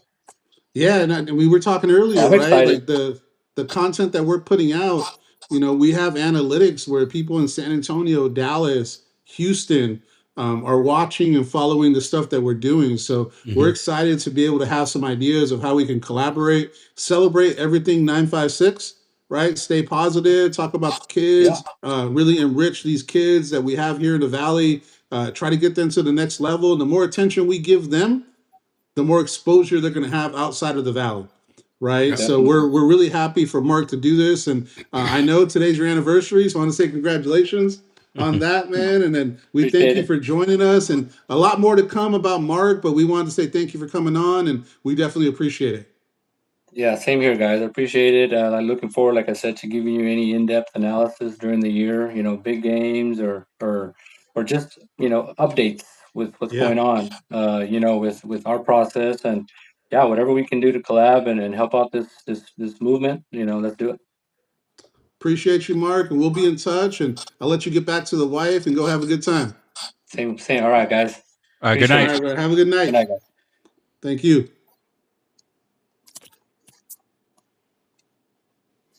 Ooh wee, man, we got some good stuff, man. Yep. He's knowledgeable. The guy knows Mm-hmm. his stuff, and he knows, obviously, his kids got to where they wanted to go, and being a former athlete is real, right? Being able to transition to that, and figuring out what you're going to do Yeah. after you get out of high school or college, and seeing what that's going to look like. Mm-hmm. So awesome stuff there. I can't remove. Can you remove this? Okay, you see that too. Yeah, I Okay, do. there we There it go. is. Okay, I was trying to remove it too. So I'm happy about that. More to come on that. More to come on what that's going to entail. Real quick, I want to see if we can pull up the website, Marco, Yeah. if possible. And we're just going to talk and show you guys what's going on with the website. So in the last 28 days, we've had 6,000 visitors to the website. And to me, it's just amazing to be able to see the different cities and see all the different things going on. We're going to continue to do it.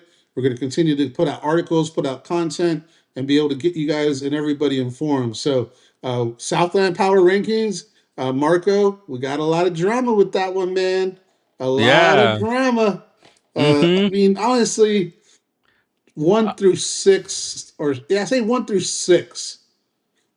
SFA probably is a solid one on most people's list, but Yeah. 2 through 6 is definitely where you had to make a couple decisions. And what's been their feedback on that one? Yeah. I mean, we're in early July. I mean, these power rankings are just kind of like guesses right now, But just kind of looking at um what I was able to look up for the teams. I mean, this was the best. This was what I came up with. The Click on feedback it. on a Click on lot it. of it. What was that? Click on it. Yeah. So the feedback I got on a lot of it was, I mean, just arguing, which is what you want on a power rankings thing, just teams arguing who they think should be number one. Oh, is SFA? Did the portal hit them hard? Stuff like that. Just conversation, which is, I mean, the whole point of these articles, and then you get to kind of see why I kind of put every team where I did, and then at the bottom I made a video on the power rankings. So Yeah, I yeah, really enjoyed reading that. Enjoyed doing that. let's see. Yesterday I just dropped the defensive tackle one. So if you have a chance, go check that out. Nathan and Jaden Winter are highlighted on the graphic. I dropped the receiver one yesterday. The UTRGV needs a QB1. Jacobson and Rangel give Coach Bush a real decision. So I Hmm. dropped that yesterday. So if you want to know what's going on in the quarterback room, check that article out. Defensive tackle room, and then Marco wants running back tomorrow.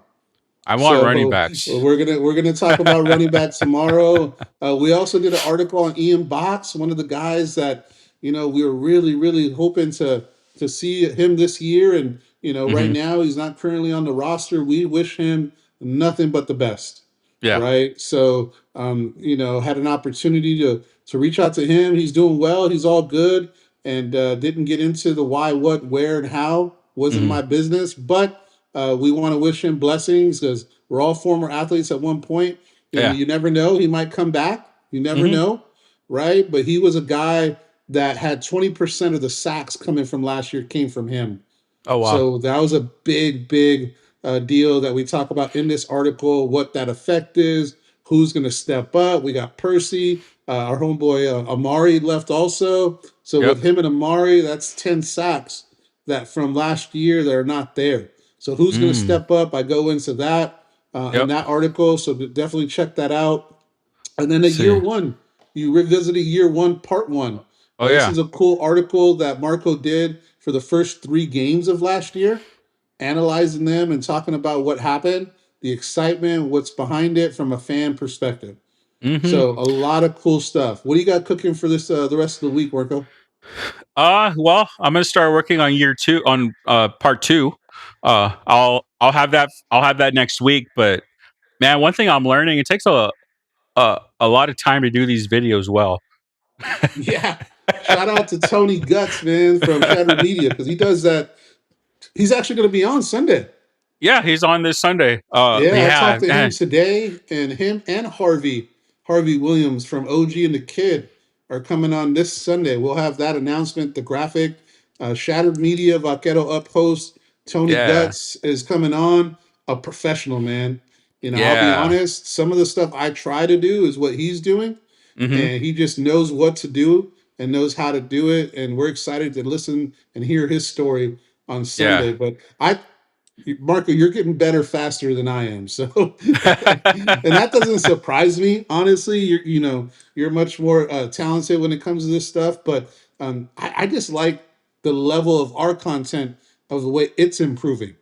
Yeah, I it's look definitely back at some of improving. this stuff, man. It's like night and day. Yeah.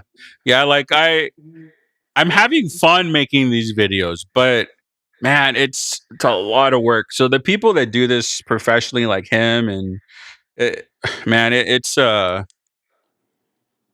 kudos to them. Like it's a lot. It's a lot more work than I thought. It is. It is. And then the voiceovers. Marco says I sound sad on my voiceovers. So I guess I have to be more a little bit upbeat on my voiceovers. Hey, hit that golf one, man. Look at this. Yeah. Your boys are So doing golf. We're not skipping anything. I don't know if anybody recognized this. We did a golf article. We did women's basketball, men's basketball. We yep. got track and field cooking. So this one's an article. If you can talk about this one, Marco. Yeah. So this one, Bogdan Sandrini, I'm guessing that's how it's pronounced. He's French. He's transferring in from Central Arkansas. He just committed a couple days ago. I saw the announcement. And again, as all the commits that I see, I mean, I'm going to try to do some profiles on them, especially in players from sports that are not like baseball, basketball, football. I want to recognize like every sport. And I mean, we know that the men's golf team won the conference last year. I mean, so it's I mean, big news. You're adding a guy to the team, and from what I saw from the coach, Houston Moore posted, I think he had like 4 top 10s and 1 top 4 last year. Bogdan did. So I mean, golf is a hard sport, man. So to be able to finish at the top like that consistently, it's just only a good addition to the golf team. Yeah. Can you do me click on the high school one on top High next to school. baseball? Oh, All this. the way top. I was trying to because the Zach Gomez article. I don't know what category it went under, but this Saturday and Sunday we have Zach Gomez Academy, quarterback and receiver academy. Are you going to be So able to we're go to excited that? for that. Yeah, see, I got to see where the tags go on that one because I don't see it on here. If you go home, You probably did maybe it's football then. football. Zach Yeah, I gotta see. Gomez. Or did you? Yeah, we need to figure out the categories on here. Make more of them.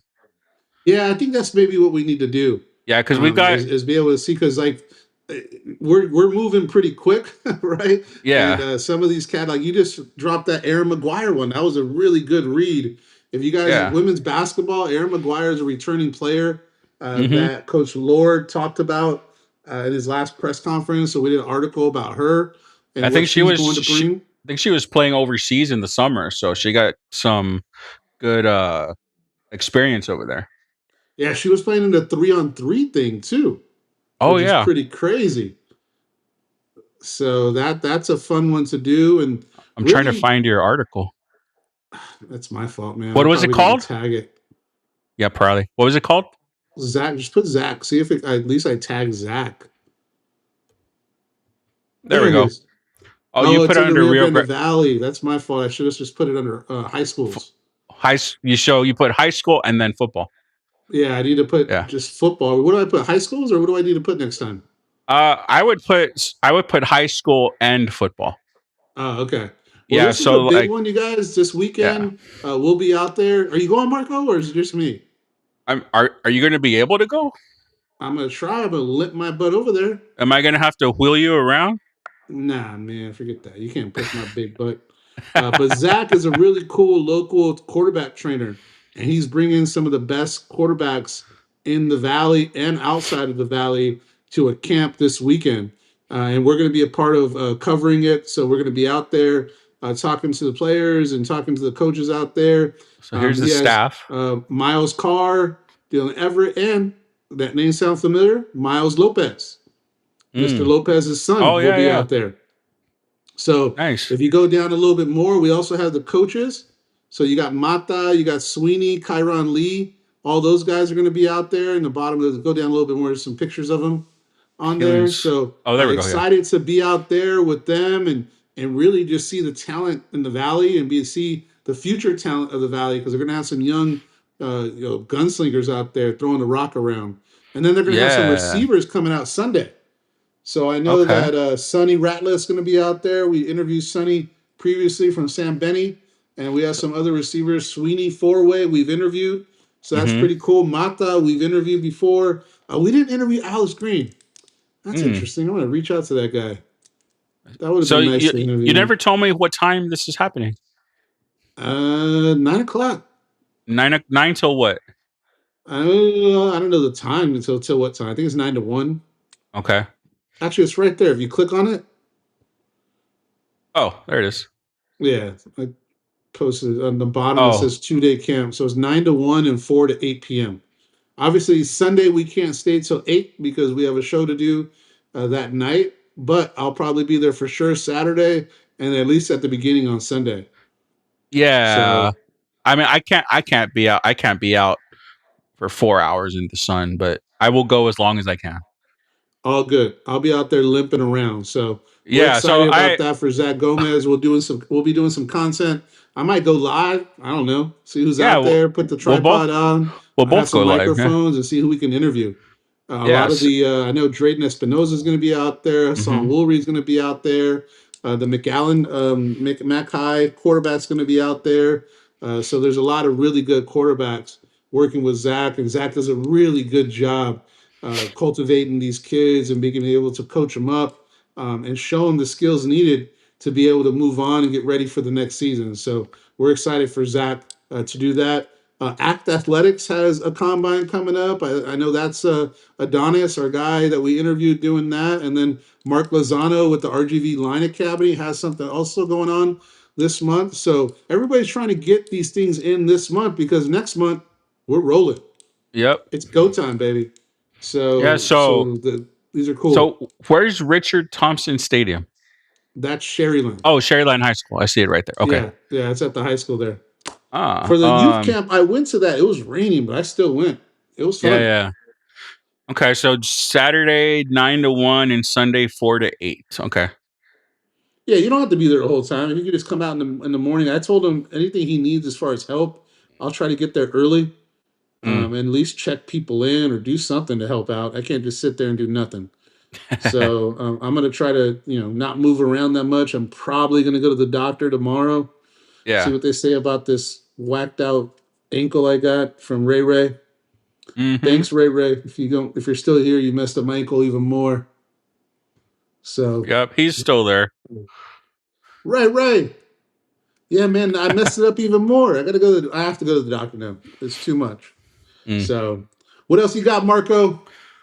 Well, like we were talking on before Carlos jumped on. So the commit from Texas Tech, the left-handed pitcher. Yes, huge. So, like I said, he spent 2 years at Texas Tech. He only pitched 22 innings, so he didn't get a lot of playing time. But he did make his first start last year against us when Texas Tech came down. So that was the guy that we got for like 6 runs in the first inning. But That was last year. That was last year. that was last year, yeah. But I mean, looking at his stats the rest of the year, I mean, he improved a lot. Like he was able to get some big outs and scoreless innings against like ranked UTSA. He pitched against Texas, Oklahoma State. So Yo, you got the video? What are we doing here? Put the video up. oh yeah, What are we doing? We forget how much technology we have, man. You did a beautiful video with some music, which I got to work on your music, man. Hey, if you I got to find my video now. I can't even find it. I don't remember where I put it. I mean, it's on Twitter. I would imagine it's on Twitter. Oh, true. Oh, but I have that one that you want me to show, but I'll go back to it. You just go back to the link. Yeah. All right. Let me find it. Yeah. I forget we have these videos now. You spend all that time on these videos, and you forget to show your work, man. Although his video wasn't that hard. His video wasn't that hard. I mean, it's the ones you got to cut up. Like you got to find different places to get the video. Well, like to me, it's like hard. the one today, the year one thing, that one was hard. Like I know. Yeah. When you sent it, I was like, "Yo, this took a lot of time." Yes, that one was hard to do. All right, let me get this. I know. What's up, Ray? We're gonna bring your butt on. Can we bring Ray on? How long are we gonna be here for? I got 18 more minutes, so I gotta go see what's limp around my house and see what's going on. Okay, well, 10 o'clock we'll get off. All right. Let's see. Espinosa is just another transfer. Think again. The former Texas Tech left-hander is headed to UTRGV. I don't like listening to my voice. But if you only I don't look like at stats, you're missing the bigger picture. We're looking for the content. Espinosa was once a top 150 national recruit and one of the highest-rated lefty pitchers. Here, we'll do that. I don't have to listen to myself. We don't want to embarrass you. You can do the subtitles. I mean, he's playing against good competition. Look at Arizona. Yeah, and here's against Texas. I mean, so I mean, he did get a lot more playing opportunities the rest of the season, and he did improve.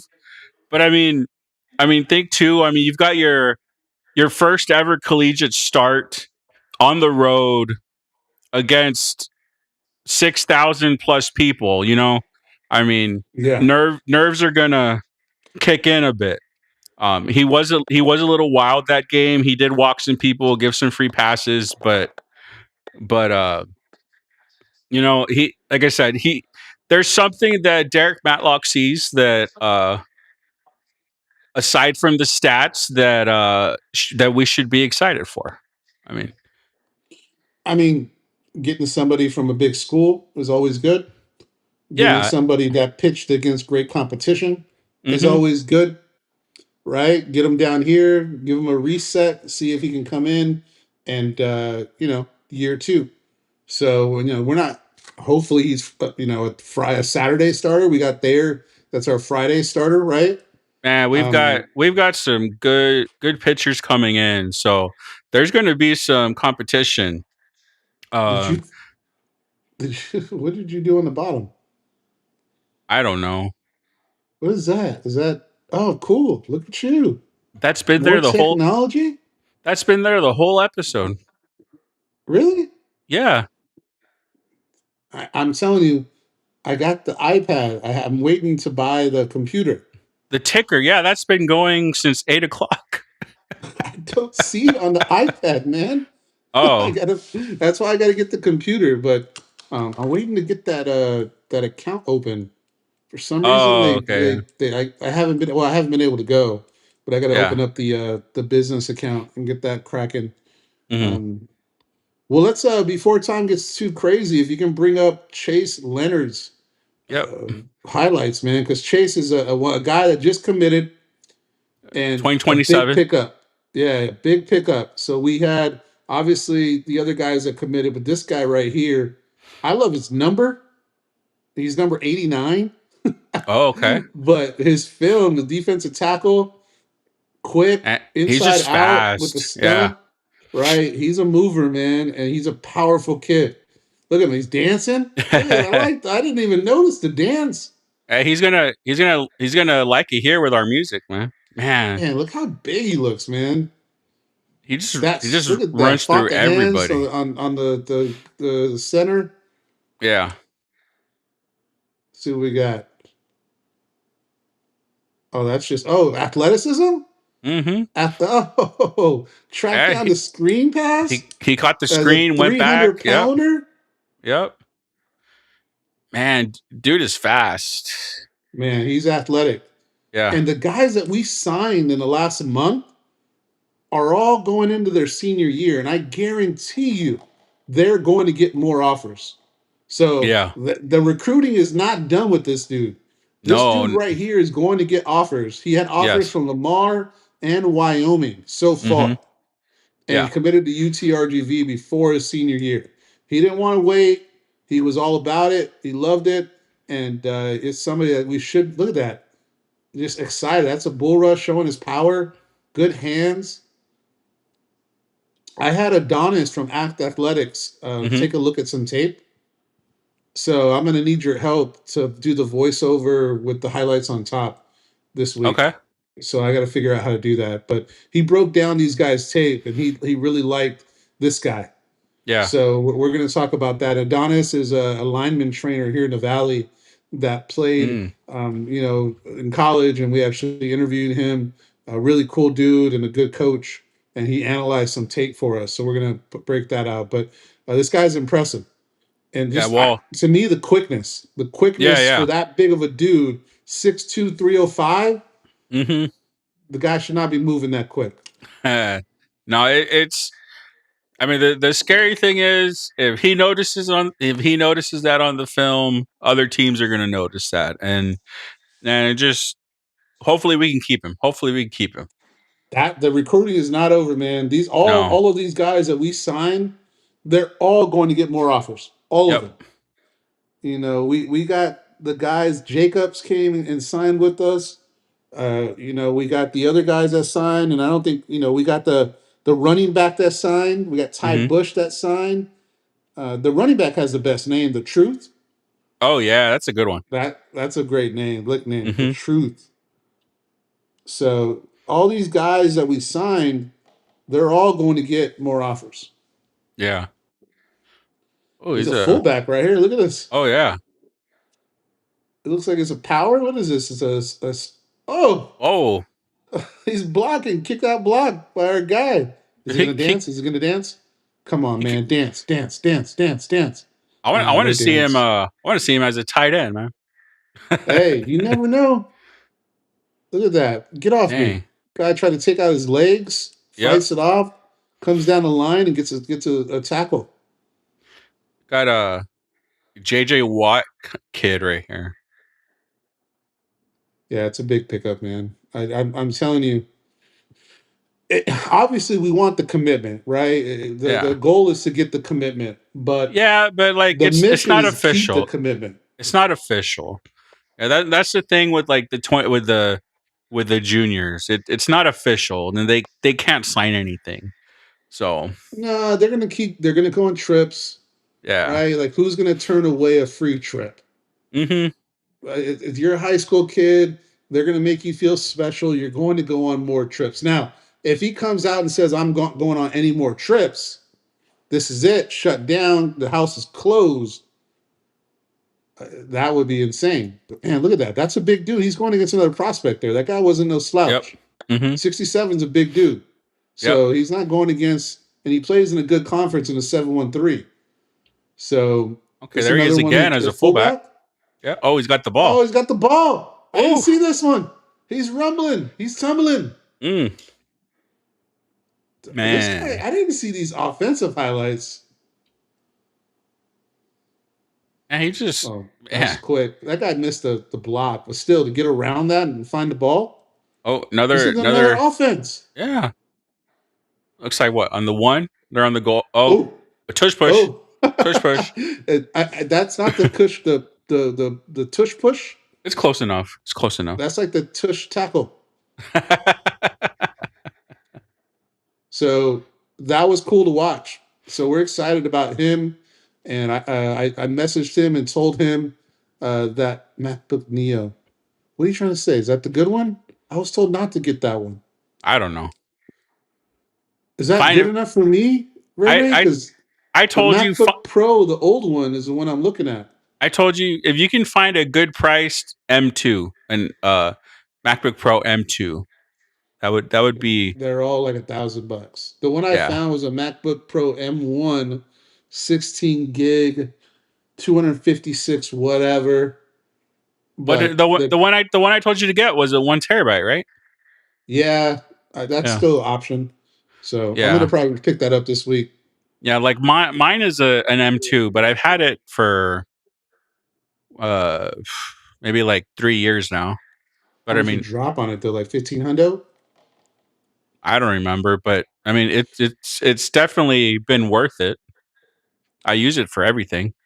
Yeah, I mean, I'm going to get it. It's just like it literally does anything I need it to do. Like I can plug in my guitar and play through my computer. Like my computer is the amp.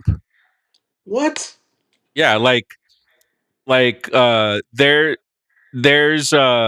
like adapters like you can plug into your guitar, and then there's like a whole program on the computer that acts as an amp, and you can customize the sounds and everything, and then you just play through headphones. So it's like, that will never happen with me, but that's pretty cool.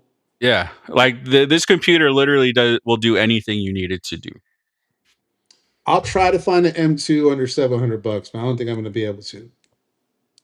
But I can't spend $1,000. It's got to be under finance. Nah, I don't want to finance it. But if you finance, you can get an M2. Yeah, and then you're only paying like a couple hundred at a time. It's cheaper. Just trying to get me to go in debt.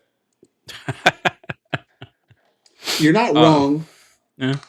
You're not wrong. I just don't know if I want to finance anything. Oh. But we'll see. We'll see. I need to get it. It's about that time to make that happen. All right. So today's Wednesday, Sunday, OG and the Kid. Is that what we got lined up for Sunday? Yep. We got OG and the Kid for Sunday. Correct. So Tony Guts from OG and the Kid is your option. I know it is. I'm sad. And Harvey Williams. So it's Tony and Harvey. So Tony's from Shattered Media, right? So that's been there the whole time? Hold on. What happened to this? See, I don't know, man. I think the ticker was wrong. Did you mess it up? I didn't touch a darn thing. I don't touch anything electronics, especially when you're doing it, because I don't want to hear you complain. No, the ticker was going the whole time, but it is not right now. It's one of the apps on the EvMux. There we go. I mean, you can put the ticker within EvMux. There's an option there. You don't need another app. No, this one was easier to do. Oh. It let me like space it out. Otherwise, it was just like one continuous text. So this one like let me space it out and put different things. So I trust you and your decision making when it comes to electronics. Mm-hmm. So what else we got going on? The 21st Media Day. Yeah. Can't stop talking about it. I get to spend 5 hours in a car with you and Ray Ray. Oh. Wish me luck. I'll put my AirPods on and sleep in the back. Yeah. And then you're gonna leave me with Ray Ray? He's gonna try to take out my other ankle. But looking forward to that. We're gonna have a table, right? Yep. We get to get these guys, and we're still trying to figure out who they're gonna send. I think my guess was Wes Thompson and Spencer Rich. What's your guess? I have no idea. I mean, Spencer's a senior, so in his last year, they got to send Spence. But that is what Mike, right? No, Kevin. Kevin. That's what Kevin said. They usually send seniors. So yeah, I mean, probably Well, a couple Wes is not a seniors. senior though. No. Maybe Gannon. Gannon's a senior. Oh, I would send Gannon. I would send him. I mean, he's got nice hair. Yeah, he's big. Yeah. Well, being big doesn't help. I mean, but hair's nice. Obviously, Yeah. we don't have it. No, we don't have it, but he's got enough for both of us. Yeah, that would be cool. Mhm. So that's something to look forward to. And then we're just going to start getting ready for football. Oh, we got a basketball show on the 28th. I'm going to get as many basketball players as I can. Okay. So if you guys want to see a basketball player, hit them up on social media. Tell them that you want them to be on DITV live show on the 28th. Men and women. Men and women. Got to reach back out to Trinity. Got to reach back out to Luis. We got a couple other ones that I've talked to. See if I can reach out to Aaron, the new heartbeat of the team. Yeah. I recently reached out to Charlotte O'Keefe. She has not announced her new team, but it's going to happen, I believe, in the next, I think she said late July, early August. Okay, cool. Yeah. I told her she wants to announce it here, but she didn't reach back out. So maybe that's something. I think she changed the subject. But hey, you never know. We might be able to get some breaking news with Charlotte on her new team that she signs with in Europe. So that'll be fun. Who else have I talked to? Golf. I asked the golf coach if he had some guys that want to come on. Houston. What do you say? He said they're out of town, but Oh. But well, yeah. I mean, I told him, let us know. They're still on their summer. I mean, they're not here yet. Yeah, I mean, football. We only have another couple weeks.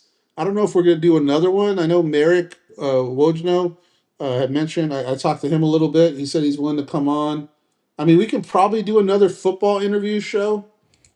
We'll look at the calendar, but we have a lot of stuff to go over when it comes to depth chart. We still got to argue some depth chart stuff. So remember, we have already quarterback, which we can argue about probably Sunday if you want. I don't have as many opinions as on quarterback, but I will argue with it.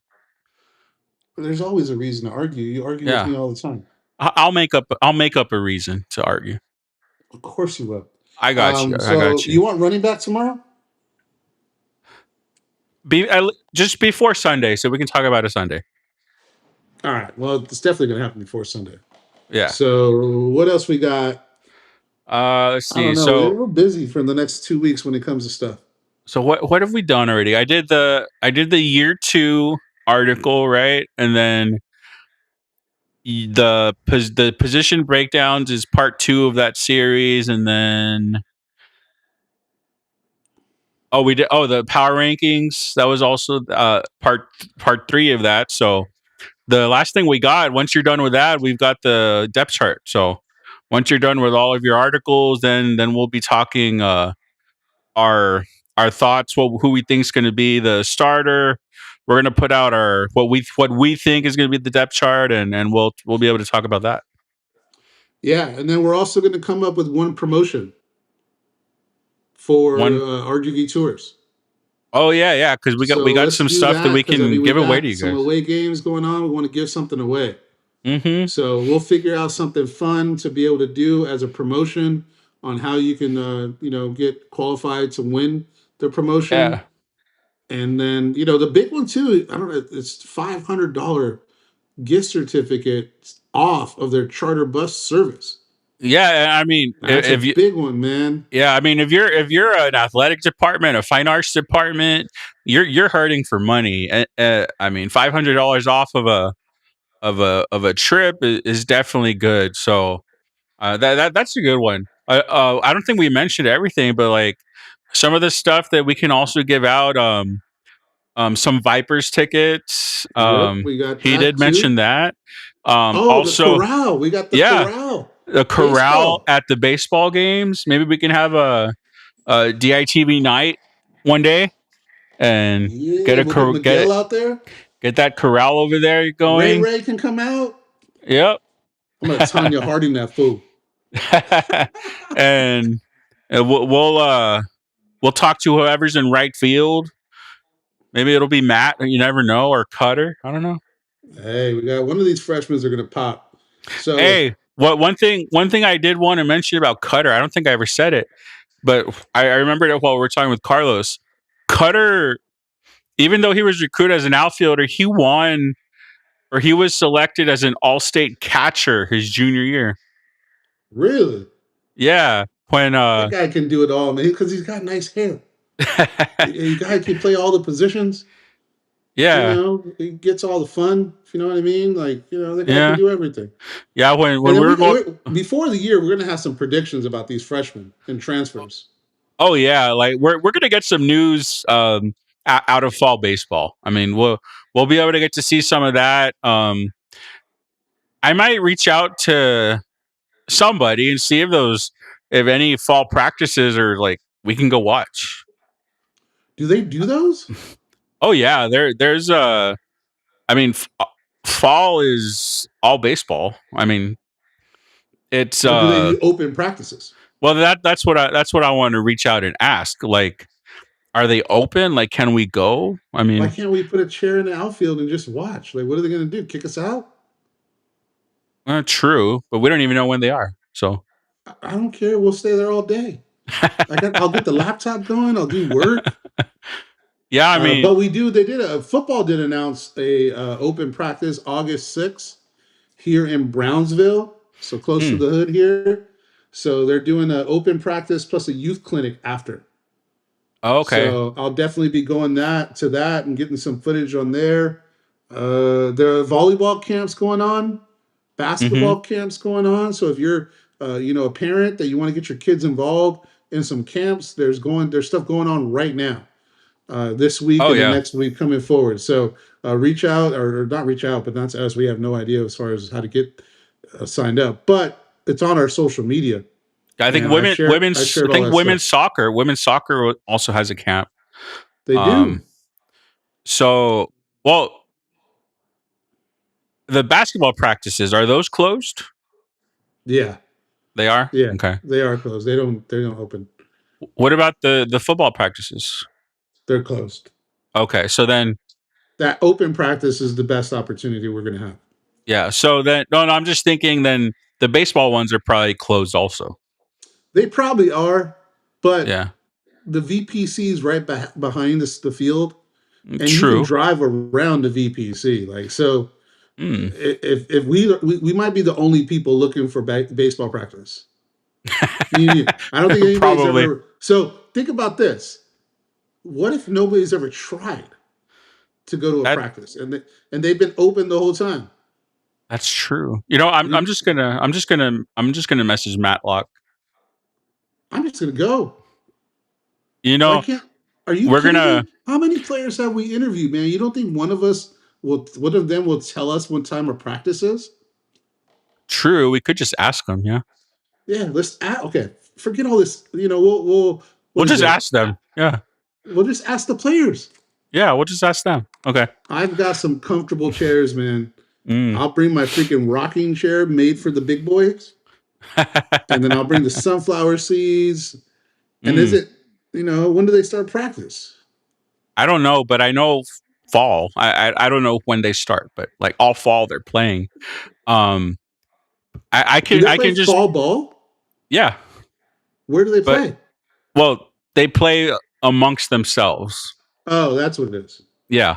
I can just see us now like on the front page of an article, like we're like with binoculars. Someone's taking a picture of us. Yeah. Like I look forward to that. It's like hey, any press is good press for DITV. Who was it? I hope we get arrested. Michigan got in trouble with that, right? Like DITV spying on the baseball team. Yeah, they did. That's why Harbaugh left. Yeah. Freaking spying and then bounced out. He dipped out. Yeah, so DITV spying on the baseball team. That's going to be the cover article. Hey, any press is good press, man. Any press is good press. If I got to get taken down and maced, you're getting taken down and maced with me. So I don't know. It's an idea. Why not do it? Yeah, I mean, I never Hey, thought about I it. got a drone ski. I can do the drone ski during practice. No, you can't do that. Says who? The police. You're just remind me of my wife. Tell me I can't No, do that. that you can't do. I'm leaving you alone if you do the drone. Come on, man. Are you a rule? Are you like a rule follower? I mean, not You're all a the time, teacher, but you're a rule follower. I'm not getting arrested because you have a drone. I don't see a sign. I'm sure there's a UTRGV thing somewhere. Whatever. Well, any press is good press. We'll get out of jail quick. Don't worry. Somebody bail us out. That'll be interesting. But yeah, I didn't think about it. We could just ask the players. I mean, that makes it easier. Yeah, man. I But asked the player yesterday when camp starts. He told me for football. So when is it? I'll tell you right now. I don't have to say who it was. No, just when is it? Is it the day that we thought? Hold on.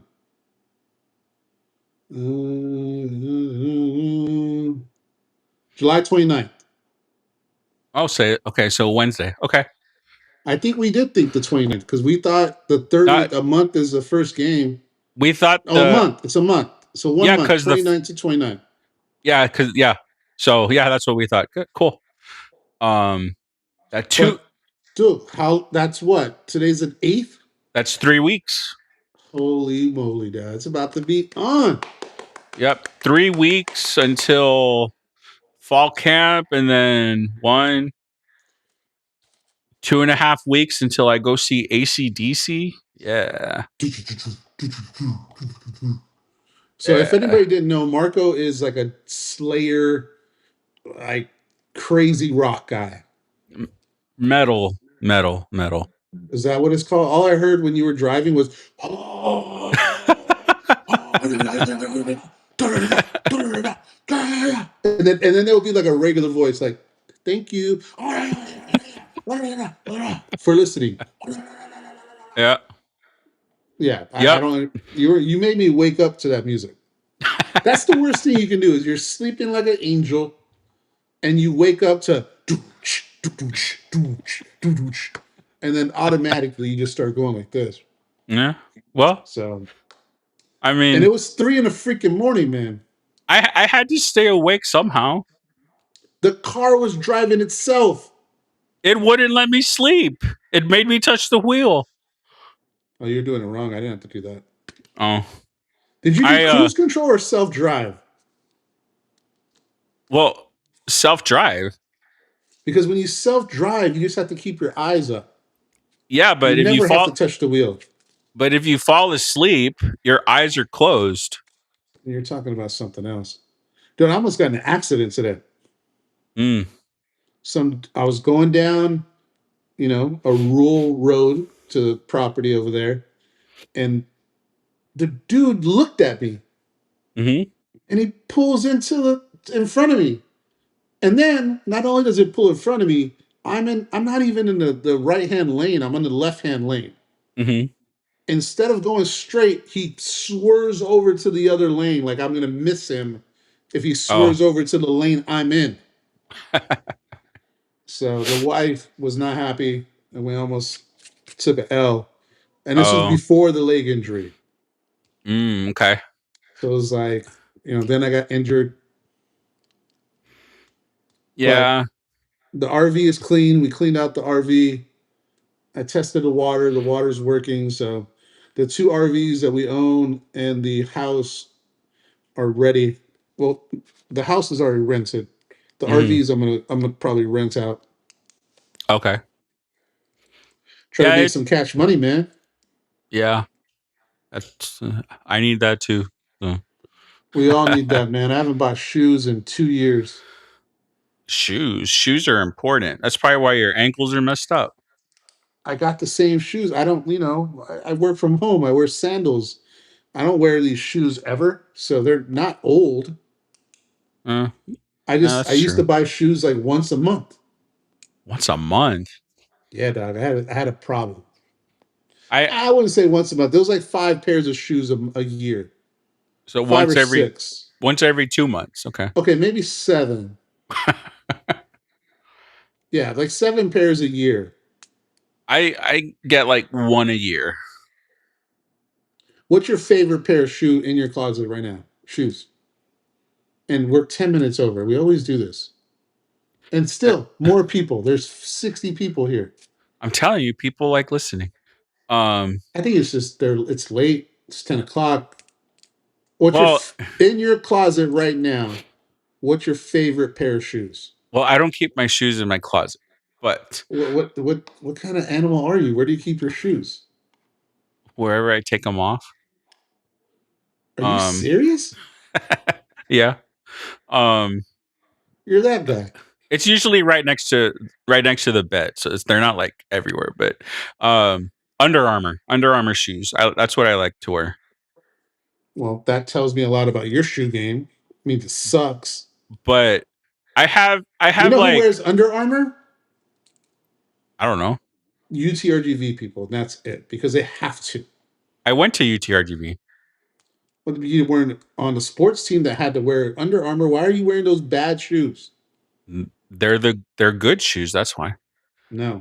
Nike, Actually, baby, all day. Jordan. Actually, no, I don't. Actually, the ones I have now are not Under Armour. They're Nike Metcons. Nike Metcons. And then like a running shoe. Yeah. Or no, it's a cross training shoe. I always feel funny when I see a big dude like me wearing running shoes. They're not running shoes. They're cross training shoes. That's the same thing to me. Oh, well, they're not. E-type. What the hell is E-type? I don't know. What's that? A wide shoe, Ray? Oh, probably. But I have a bunch of Jordans in another room that I don't wear anymore because they hurt. What size are you? 12. Wait, you got size 12 Jordans right now? Well, some are 12, some are 12 and a half because I learned I needed to size up. Yes. Your foot grew?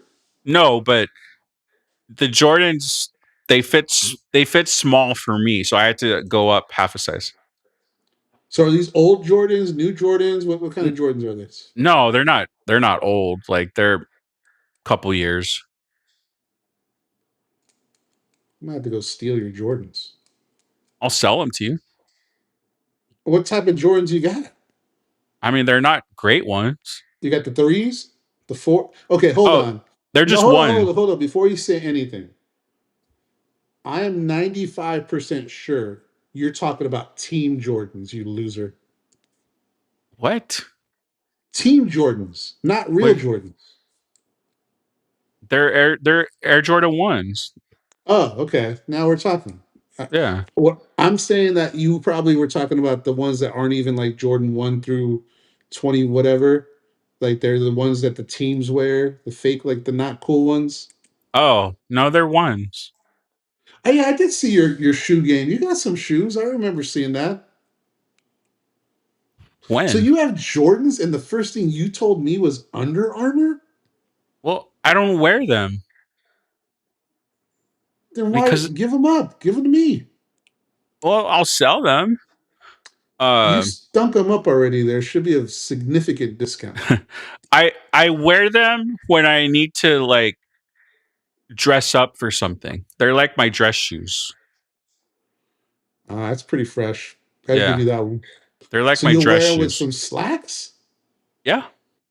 Hell yeah. Or, excuse me. Yes. Yeah. I wish I could do that. I can't. Nah, I throw the Stacey Adams on, homie. Boom. Stacey's all day. Uh-huh. Yeah, I mess with Stacey Adams, OG stuff. But I haven't bought Stacey Adams in a long time because my dress shoes are like 10 years old. Oh, okay. So I haven't bought dress shoes since I moved here. Mm-hmm. So I don't know where I'm going to find my Stacey's. Maybe Amazon? Maybe. I don't know. Well, I don't know what kind. Dress up. I don't want to dress up. I mean, well, we don't have to dress up for media day. I mean, I don't think that's a slack situation, man. I think that's some A polo and some jeans. I'm wearing my. Well, I don't wear slacks. I wear golf pants, but I'm wearing my golf pants. I don't know the difference, but they look like slacks. That's what I wore to our meeting with Vicente. They look like slacks. Yeah, so they look like slacks, but they're like, Are they stretchy? yeah, They're a little yeah. tight for me though. Mm. They're a little quaddy. You're looking a little quaddy that day. I mean, I have big quads. My quads are strong. I feel weird that you said I have big quads. It just felt weird to me by you saying that. That's where my strength is, my legs. Hey, you know what I have noticed? I What? seen you've been posting some band stuff. I see you. Don't act like I don't pay attention. I seen I've a been couple band things, and I seen one odd, like, I don't know what it was, horror movie post. I was like, what is this? What's going on here? I'm trying to find people to go with me, but nobody wants to go. Yeah, because nobody wants to watch that movie. But yes, back to the band thing. I have seen multiple posts in the last 3 days. So yes. The reason Don't give me an why excuse. Give me good news. Give me good news. No, I'm not giving you an excuse, but the reason why I'm posting because so I mentioned before how I did like it is essentially like professional marching band. And it's that activity takes place in the summer. So like that their season is just starting. So like there's a bunch of videos coming out.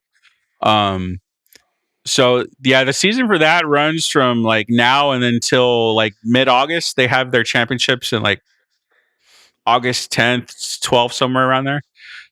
So yeah, that's what I've been reposting. They've been like having their first shows and I've been watching those clips. So what instrument were you in this professional band? trumpet. I mean, and that's the instrument. That's my main instrument, trumpet. Do you hold it with two hands, trumpet? Yes, you hold it with two hands.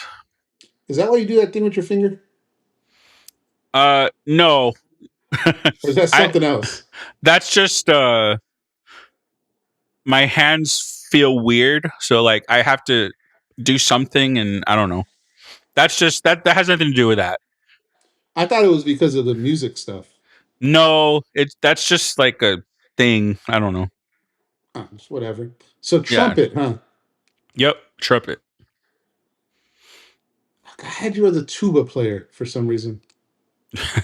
No, I was not a tuba player, but no, it's to be honest, like I kind of stepped away from that world too. Like after I stopped teaching marching band, like kind of the same reason I did high school football. I just stepped away from all that because it just was too much.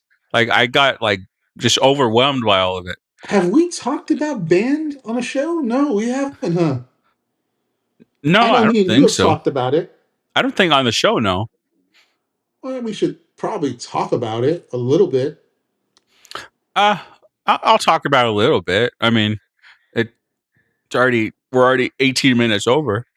I know. We'll talk about it next. Let's give me the 2-minute special. Okay. So I'm a music teacher. I've taught high school band, music, middle school band, elementary music. When I was in college, I did like a professional marching band thing. That's the easiest way to describe it. But my first job was in Rockdale, Texas, which is like a small 3A district in the Austin area. And in 2017, our football team won the state championship that year. And it was cool, but we only had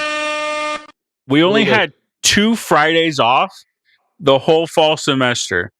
Oh, life sucks. Life sucks. It's crazy. We had the first week of school off because the season hadn't started yet. And then we had our bye week off, but every other Friday, the rest of the semester, we had a football game. And the state championship game was the day after we got out for Christmas. So it was like no life. No life. And the thing with band, which if you've never been a part of it, you don't know. Like Friday nights is not where it ends. You have a lot of things Saturdays as well. So it's like that whole fall semester was terrible. Like that was the year where I decided, like, okay, I'm getting out of high school. I can't do this football thing anymore with a good team.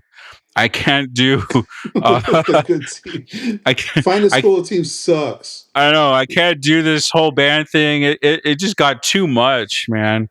That was Can we stop being negative about it? Give me some positives. well, we got to go to the Cowboy Stadium and we got to go on the field, perform at halftime. I mean, that was State fun. championship.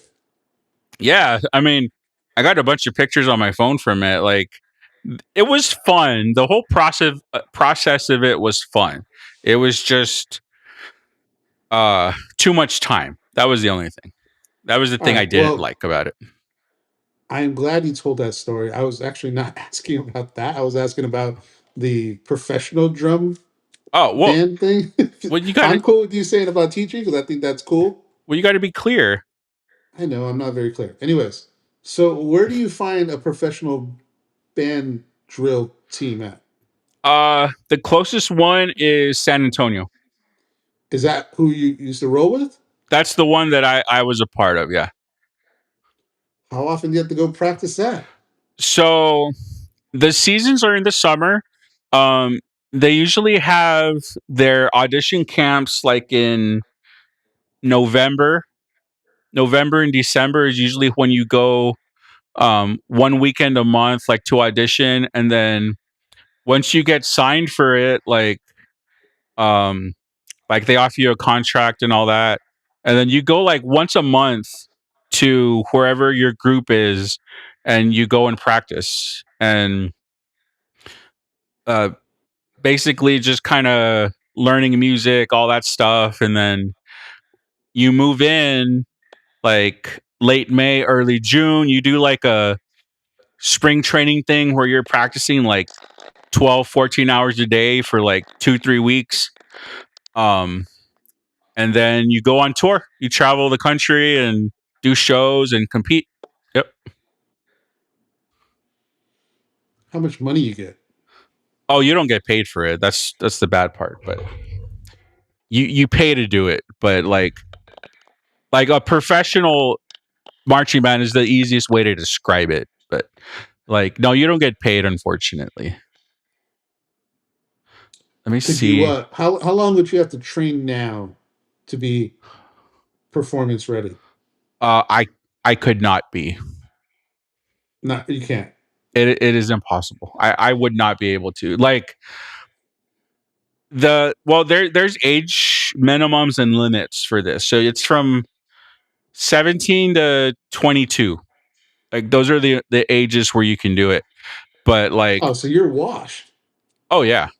Like yeah, it's not possible. Even if I wanted to, like. Oh, yeah. I'm more impressed with the $10 bill. So this was the ring that my team got for winning the state championship. The band people got that? No, this was the football players got it. Oh, that's dope. Are you buying it from them for $10? No, I don't know why I have $10 in my hand. But hey, can we see a professional marching band Marco? If I can find a picture, I gotta dig deep in my phone. Let me see. Let me see if I can find one. You got a minute to do that. Huh. Like, I hear some stuff going on outside. I'm getting FOMO like my kid. Oh, let's see. I got no face. There we go. Got no face? No face here.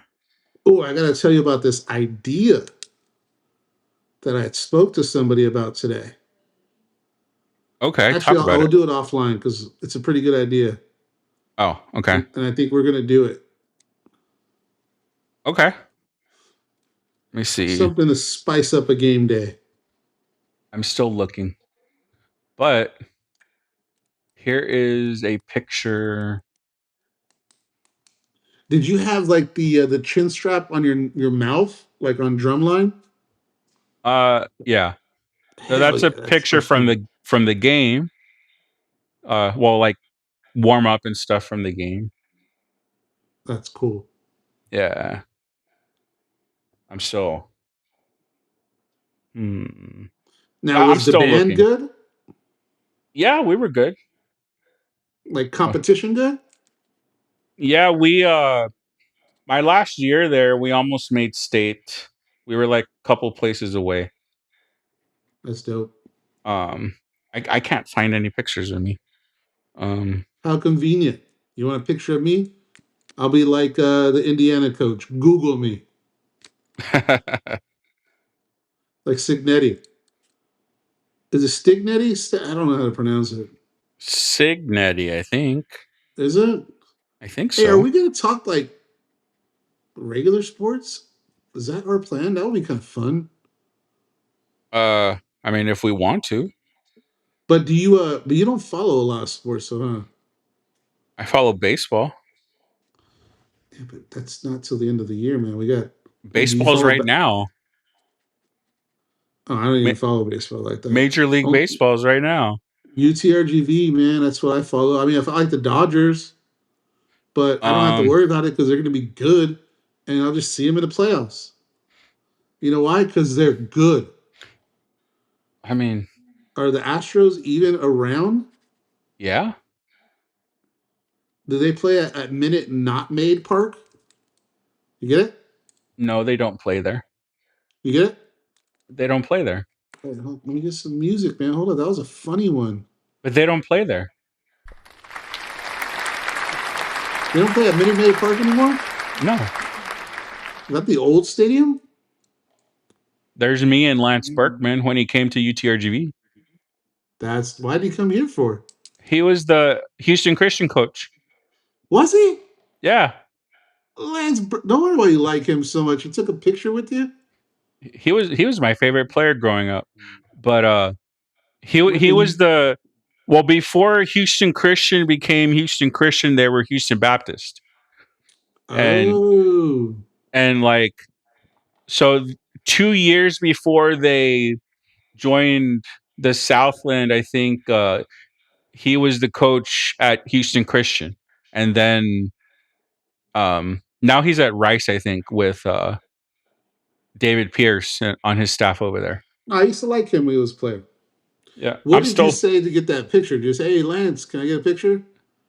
I took a card to get signed by him. I know, but how'd you approach him? The same way you would approach any other athlete. Gosh. I mean, Sometimes you're very difficult to talk to, man. I mean, I just went and asked him, I have hey. to really try sometimes to talk to you. Well, I'm looking for a picture and trying to talk. I'm distracted. That's kind of what you do. Distract yourself while okay, let's put the therapist hat on. So the issue you have, Mr. Estrada, is that your life is multitasking. It is. But you fail to be present in a conversation. Typically when I'm multitasking, I'm only actually doing one thing. If that makes sense. There's this other thing, like talking to somebody. Yes, but now I'm actually doing two things. I'm talking and I'm looking for a picture. So that's your excuse to just not hold a conversation? I mean, I'm talking. What more do you want from me? It's just very difficult sometimes. I mean, like yes, the that is Minute true. Not Made Park. That was funny. But they don't play there anymore. That's what you care about. What I care about is how funny that was. But it's not funny because they don't play there anymore. Yeah, but who cares? I do. Who cares? Like, it doesn't have to make sense to be funny. Hey, talk to Ray. He interviewed Lance Berkman after the game. Well, I'd rather talk to Ray right now than you. Shoot. Ray, if this was earlier, I would have brought you on, and then he could be playing with his phone. I'm trying to find a picture. That would probably be cool. That would have been cool, yeah. I have to have a picture somewhere. I just don't know where it is. Hey, what did you do with the cards? Oh, excuse me. You frame them or do anything with the cards you made, and we got autographed? Excuse me. I Can't talk. haven't put them up yet. They're just in the other room, but I haven't put them up. I got to figure something out because I got my office. I got a lot of wall space, man. A lot. I can do something cool in here. I got a couple things. I got the schedule. I got a towel, and I got a picture my girls give me for Father's Day. But I got a bunch of other stuff and places to put. So I got the Eddie Lee hat signed. I got the Tony Diaz signature. Nice. I got all the baseball cards. I got Wes Thompson, Peanut, DJ, Ace, Amari. Hey, Herb Dean. Yeah. Dude, my wife's like, we always watch UFC, and whenever Herb's on, we're like, Herb Dean. Yeah, I went He got to. in trouble the last fight because a dude was throwing elbows to the head, and Big Herb wasn't calling it.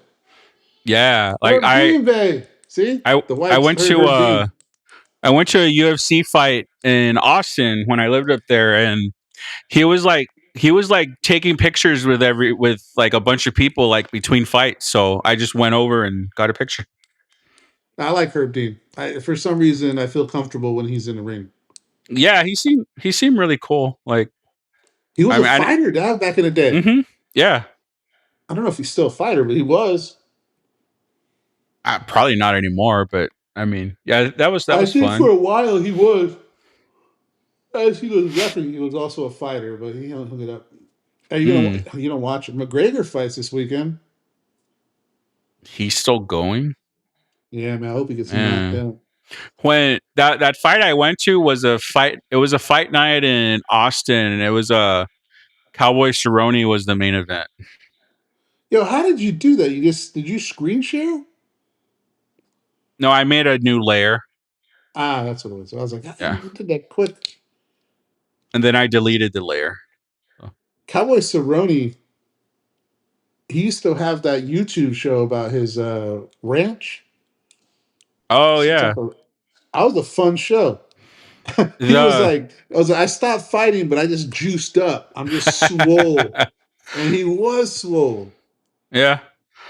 And not to make I'm not endorsing anything that Joe Rogan says, but there is an episode of Cowboy on the Joe Rogan Experience that is a really good listen. Like Cowboy talks about like this time I think he went like cave diving or something and like almost died. Yeah, that fool does crazy stuff. I want to cuss right now, but I'm not going to. You know what? I mean, I'm not. Nobody wants to get into politics because politics is whack. But I like listening to Joe. Sometimes I do. It depends, but I mean, some of it gets a little bit, you know. But there's some conversations that I enjoy with Joe, like his stuff he does with Chappelle is dope. He's done a few. A cool listen, man. Yeah, he's done a couple with Arian Foster, and those were good ones too. Yeah, I never seen that one. But I just watch the clips. I don't watch the full show. Oh, okay. Well, it depends. Like if it's a guest I want to see, like Arian Foster, yeah, I'm gonna watch everything, or whatever. But man, I can't find anything. It's got to be. You know, have you seen Drumline? Of course, yes. That's not of course. First of all, that's a valid question. That's a question would not have surprised me if you said no. Well, then you're not well versed in the band world. Yeah, but that's a movie that everybody in band pretty much has ever seen. Is it the best band movie ever? No, but it is a movie that they all have ever seen. Yeah, Drumline was dope. What's the best band movie? Oh, I don't know. I like Drumline. Drumline's my favorite, but a lot of people don't think it's the best one. I thought it was great. I love that movie. I like it too. Like it was fun. I watched in the theaters. Really? Yeah, man. That's how old I am. Okay. Well, how old were you when that came out? I don't know. When did it come out? I don't know, but I watched in the theaters with my daughter, I believe. So you were older. It's not that old, is it? What is it like? I have no idea. Hey! When did Drumline come out? Drumline. When did that come out? Did you go with me and who did I go watch that with? Who went with me? Albums. 2002. 2002? I was in middle school. I was out of college heavy. I was either in like 5th or 6th grade. No. I was like 22 years old. Okay. Well, I don't know what I was doing. 9/11, I was in middle school. So 22 or 2002 You're would have, much younger than me, man? I was in 6th grade in 9/11. I was in college, man. Freshman year. It was like, what year was that? 2001? 2001, yeah. I was a junior in college with freshman credits because I flunked everything. I was a junior in college. I remember because I started a new job. I was a part of the orientation team. And we had not practice, orientation for orientation team. And that's when it happened. I was 21 because I remember me and my boy JP. Shout out to that fool. Text me, fool. I know you're not watching. Me and my boy went to the bar. Oh. We went to the bar and watched the tragedy. It was crazy. Whoa. Trying to scare people? That's the first one I found. Marco, you look a little scary, Dad. Look at you, man. I used to be thin. Weren't we all? Yeah. I mean, was Corey around for this? No. This was 2009. Oh yeah, this is way before Corey. Yeah. So she met me when I was not as good looking. So yeah, that's how you know they love you. Yeah. But I mean, when you're practicing 10, 14 hours a day running around, you're gonna be in shape. So I was gonna say what year, but it says 2009 right there. Yeah, 2009. So I was 2 years out of high school. So I was 20 in this picture. At UTPA? Yep. Running amok. Were you partying? Unfortunately, no. No partying? I never got the partying out of my system. I need to do it now. You didn't party in college? Nope, unfortunately. Every time I hear that, I find it odd. I still lived at home. No, man. I went to a commuter school, and we made that fun. Unfortunately, I didn't, but I guess I got to make up for it now. So I'll head to some you go to concerts. I guess that's making up for it. I got to go to some UTRGV parties this year. I don't know about that, though. You might get in trouble there. I couldn't do all that. Actually, my partying days are way behind me. So I'm a sports bar maybe type of dude now. Like if there's a bunch of loud noise, I'm that old guy's like, yo, it's super loud in here. Yeah. Ray said, I used to be thin. He's like, not me. There was a time where I was thin. Hey, we're gonna have. Can you?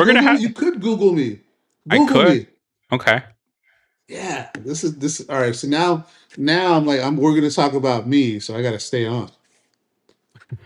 This is where the viewers leave. Is when we talk about we're me. gonna have to live stream from the car ride up to Houston.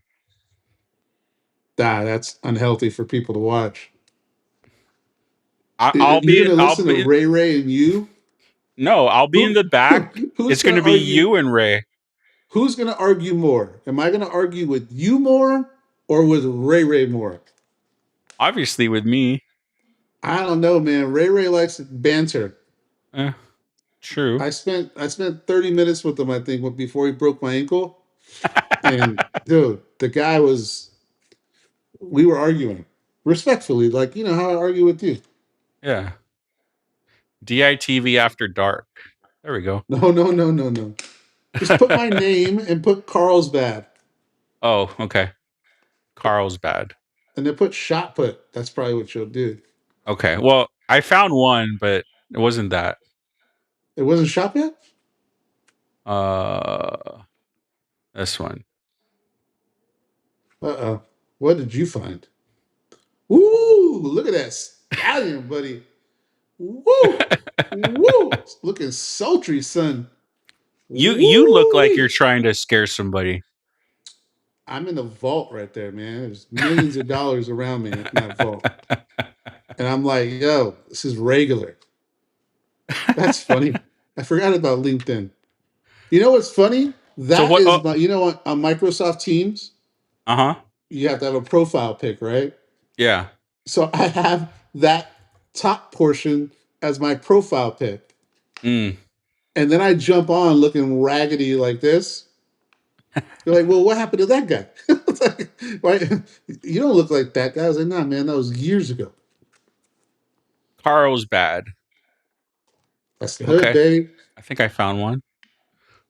Well, Oceanside's the hood. I went to Carlsbad for other reasons. Let's see. See, now you're making me stay on here and talk about myself. You're the one who told me to look it up. I know. I like that. Why not? Who doesn't like to talk about themselves? You made me look at you looking like somebody was going to bite my neck. You like asked for it. You had like a goth kind of look. Were you goth? Oh, yeah. No. Look at this guy. Oh, yeah. Oh, yeah. Look at this. Man. Hey, you had a heel injury back then, too. I did. No, it was an ankle injury, but it says my ankle's heel. been messed up. Maybe it's the same heel that you're hurting right now. It's an old injury, man. That was my senior year. I went to help my art teacher move out of a place, and I was just through 60 feet right there indoors, and it was in like January, so I was about to have a big time senior year, probably to like 65. But I went to help her, and I closed the U-Haul door, and I jumped off and straight ankle to the pavement. Do you ever mess up? You ever sprain your ankle? You feel like it hits the floor? Yes, I still feel it. Yes. LinkedIn divorce attorney. No, not me, Dad. That's why I probably should get out of here because I gotta go see what's up with my wife. Gotta limp over there. If you know what I'm gonna do, Ray Ray, I'm gonna limp over there. You know why? Because you started an injury and now it's all messed up. Now I can't walk. All right, take me out of there. But man, look at that solid, man. You know, look at the, little calf action. Those black. Look, you see those shoes? In that era, they weren't making black shoes. Oh, okay. But this is the era of Michigan, and actually, it wasn't even Michigan. It was after this. There was no black shoes, so I would take shoe polish. And I would shoe polish my black shoes, and they would shine. They were so dope. I'm not gonna lie. I had some swag back then. Nice. Because they would shine it. So when I would throw, you would see shiny shoes. Yeah. So I thought it was fresh. And then my junior year, that's when Busta Rhymes song called "Woo Ha" was very popular. Okay. So I used to write on my shoe "Woo Ha." I thought I was cool for that too, but probably Mm, not. So nice. that was my heyday. Okay. I have I don't have any pictures online, I don't think, of me playing baseball. Why not? I don't know, because I didn't do anything that good, I guess. I was never a Matt Ortiz or anything. Or me, you know what I'm saying? Throw me in there. Why couldn't you say like? Why couldn't you say you're never as good as you? Why couldn't you give me Because some credit? he's a baseball player. I got articles, man. I've got I got pictures at home. I got feature articles, Mm, nice.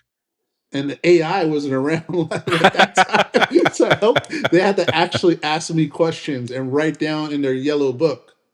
Mm, That was back in '94, yeah, freshman year of high school. nice.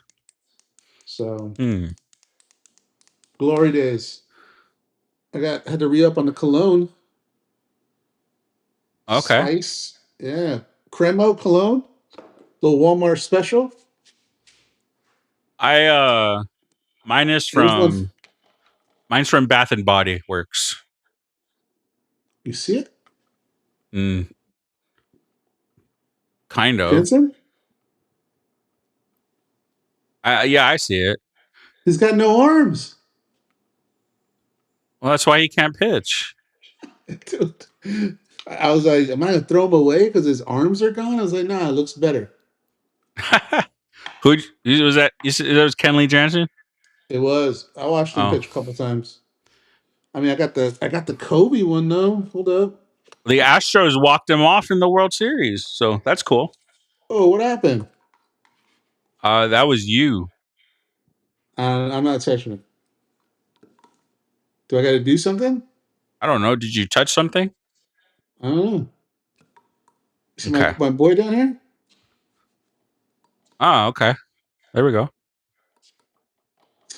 How funny is this? Why are you only showing his head? Because it looks super funny. Oh, okay. It's like Penny. Remember that commercial Penny? It's like my little Oh, yeah. homie. Ah, Oh, yeah, man. that's a number 8 Kobe. Yeah. Number 8, Kobe. Mm. My favorite one I have is the Lonzo Ball one. Oh, okay. Yeah. Hey, what's going on here? It looks I fine messed to it me. up. It looks fine for me. Really? It doesn't look fine for me? Oh, there it is. Yeah, I got a Lonzo Ball one. How'd you get that one? I think I went to a game or something, or I don't know what I got. Mm. My homie Patty, shout out to Patty from LA. Her daughter is the baby mama from Lonzo Ball. That's her claim to fame. Well, yeah, you have got a kid with Lonzo Ball. And you know what? I always wanted to talk more. Patty, I never hit you up about that. I knew Bring her on the that, show. Bring her on the show. dude, she was cool. She's an old school chola. We gotta see how much money she's getting from him. I'm not going to ask that question, fool. Why not? Well, I was getting to a point. So I knew that whole time that her daughter had a baby with Lonzo Ball. Okay. But I had to try not to ask questions because obviously I'm a Laker fan. Mm-hmm. So I was like, oh, I want to ask so many questions. Have her get your bobblehead signed. Well, they're not together. Yeah, but They broke up, so I don't know how much. I don't really. I wanted to ask questions like that. Like, hey, will you talk to Lonzo? What's up with LeVar? How is he doing? What's he talking about? Well, when he sends the check, just cut out the signature, and you can tape that to the bobblehead. It's true. They're getting a divorce. You hear about that? Who? LeVar Ball and his wife. No, I've never heard of. I don't keep up with them. You don't keep up with much. I don't keep up with NBA. I keep up with college sports, essentially, and Major League Baseball. And that's about it. Yeah. And sometimes the NFL. Sometimes the NFL. All right. I went 50 minutes more than I thought I was. Mm-hmm. And it happens all the time. What's the wife saying? I don't hear her. That means she already forgot about me. Okay. Well, I mean, you're not in trouble, at least, I guess. Where's Corey? Is she like telling you come talk to me? No, she went to sleep a long time ago. She knocked out? Yeah. Like 8 o'clock? Let me see when she texted me. At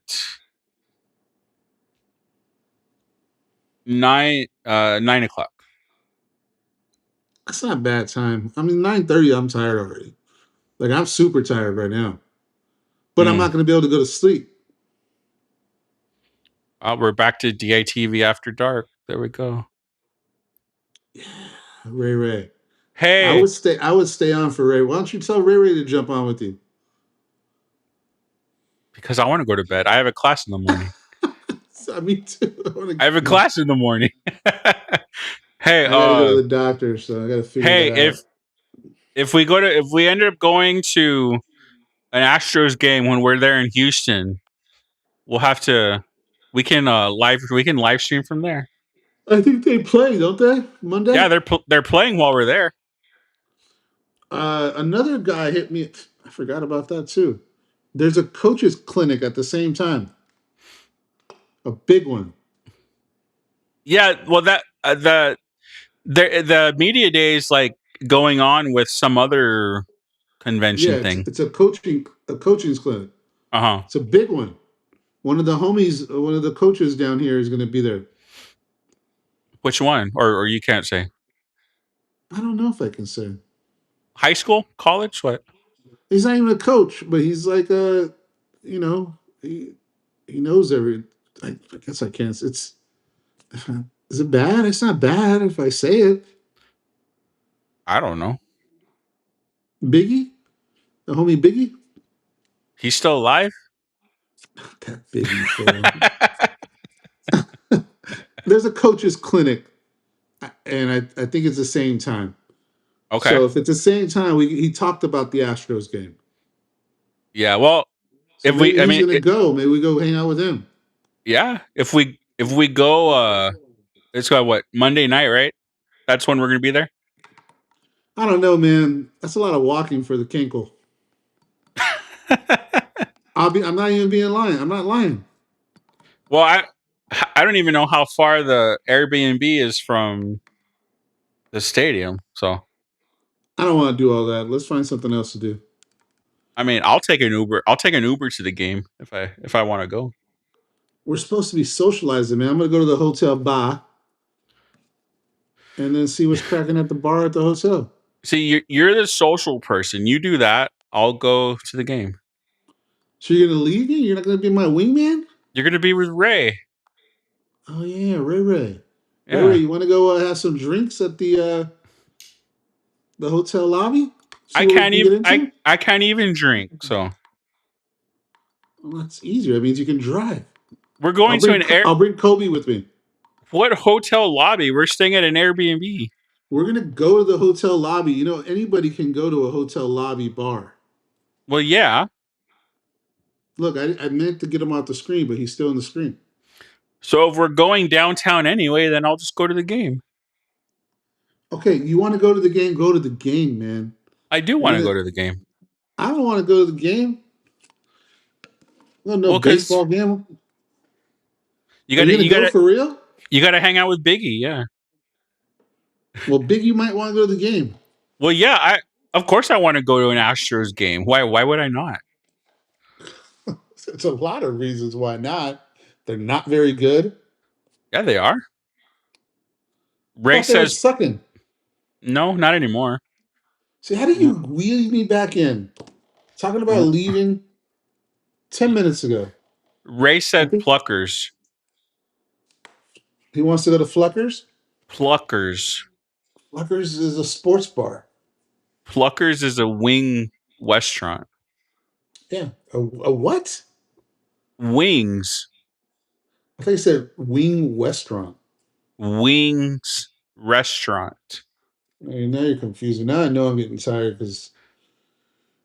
Oh, you know what? I'm looking at my computer screen from work, and you know what's right there? Sultry Rivas right there looking at me right now from my LinkedIn profile. The I mean, if you divorce look at attorney this picture, you profile. might fall in love. I'm just telling you right now. The divorce attorney profile picture. There we go.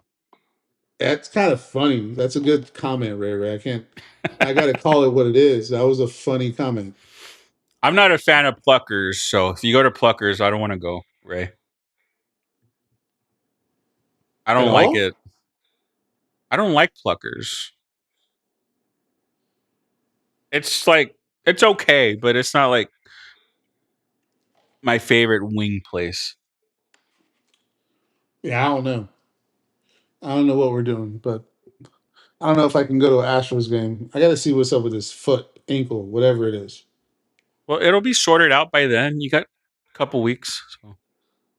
Yeah, but I'm not as young as I used to be. I don't heal. Hey, but if we've got a handicapped person with us, that might get us more access at the Watch your game. mouth. Watch your mouth. It's hurting right now. All right, Julio. What's tomorrow? Wednesday? Thursday? Thursday. Damn. Today's All Wednesday. right. Yeah, all day. Okay. My classes this morning, we were learning the days of the week. So Lunes, to, miércoles, martes. but in English. That is interesting to teach. Why are you English saying them in the wrong order? order. What order? The days of the week. You said them in the wrong order. Did I? I don't know. I'm just throwing them out there. I don't know what. I don't speak Spanish, man. My Spanish is L7 loser. I can't do it. Better I can or worse? understand some of it. Oh. Most of it. Hey, maybe that'll make me an asset in your place of work. I can speak Spanish. No, we can't speak Spanish. They told us. Oh. That was weird. They're like, yeah, we can't no Spanish at all. It's like, what? Because working for my last job as a bank manager, you have to speak Spanish. You have to have somebody speak Spanish. Yeah. Actually, where I live, that's all they speak is Spanish at the bank. Yeah. Actually, where we live, what am I talking about? I feel like I'm talking to somebody that's not from here. Where we live, right? I don't know if it's worse up there. It's not bad, but it's all Spanish. I mean, they speak English when I go to the bank. I don't know. I get a lot of Spanish. Mm. When I was a branch manager. Oh, okay. In the break rooms, more Spanish. Yeah, usually when they're just hanging out, it's going to be in Spanish. Yeah. But I knew enough. Like my wife sometimes talks to me in Spanish. Mm-hmm. Because my dad would speak Spanish to my mom, but my dad's a Tejano, so that Spanish I know. Yeah. Like the Tejano Spanish, it's like Spanglish. Uh-huh. That's to me is easy because that's how my dad talks to me when I was younger. Okay. But I never did got fluent with it. Mm-hmm. So oh well, man. All right, well, I'm gonna peace out. All right. I'll hit you up tomorrow. All right. Sounds good. Just have a good night. Have a good night, everybody.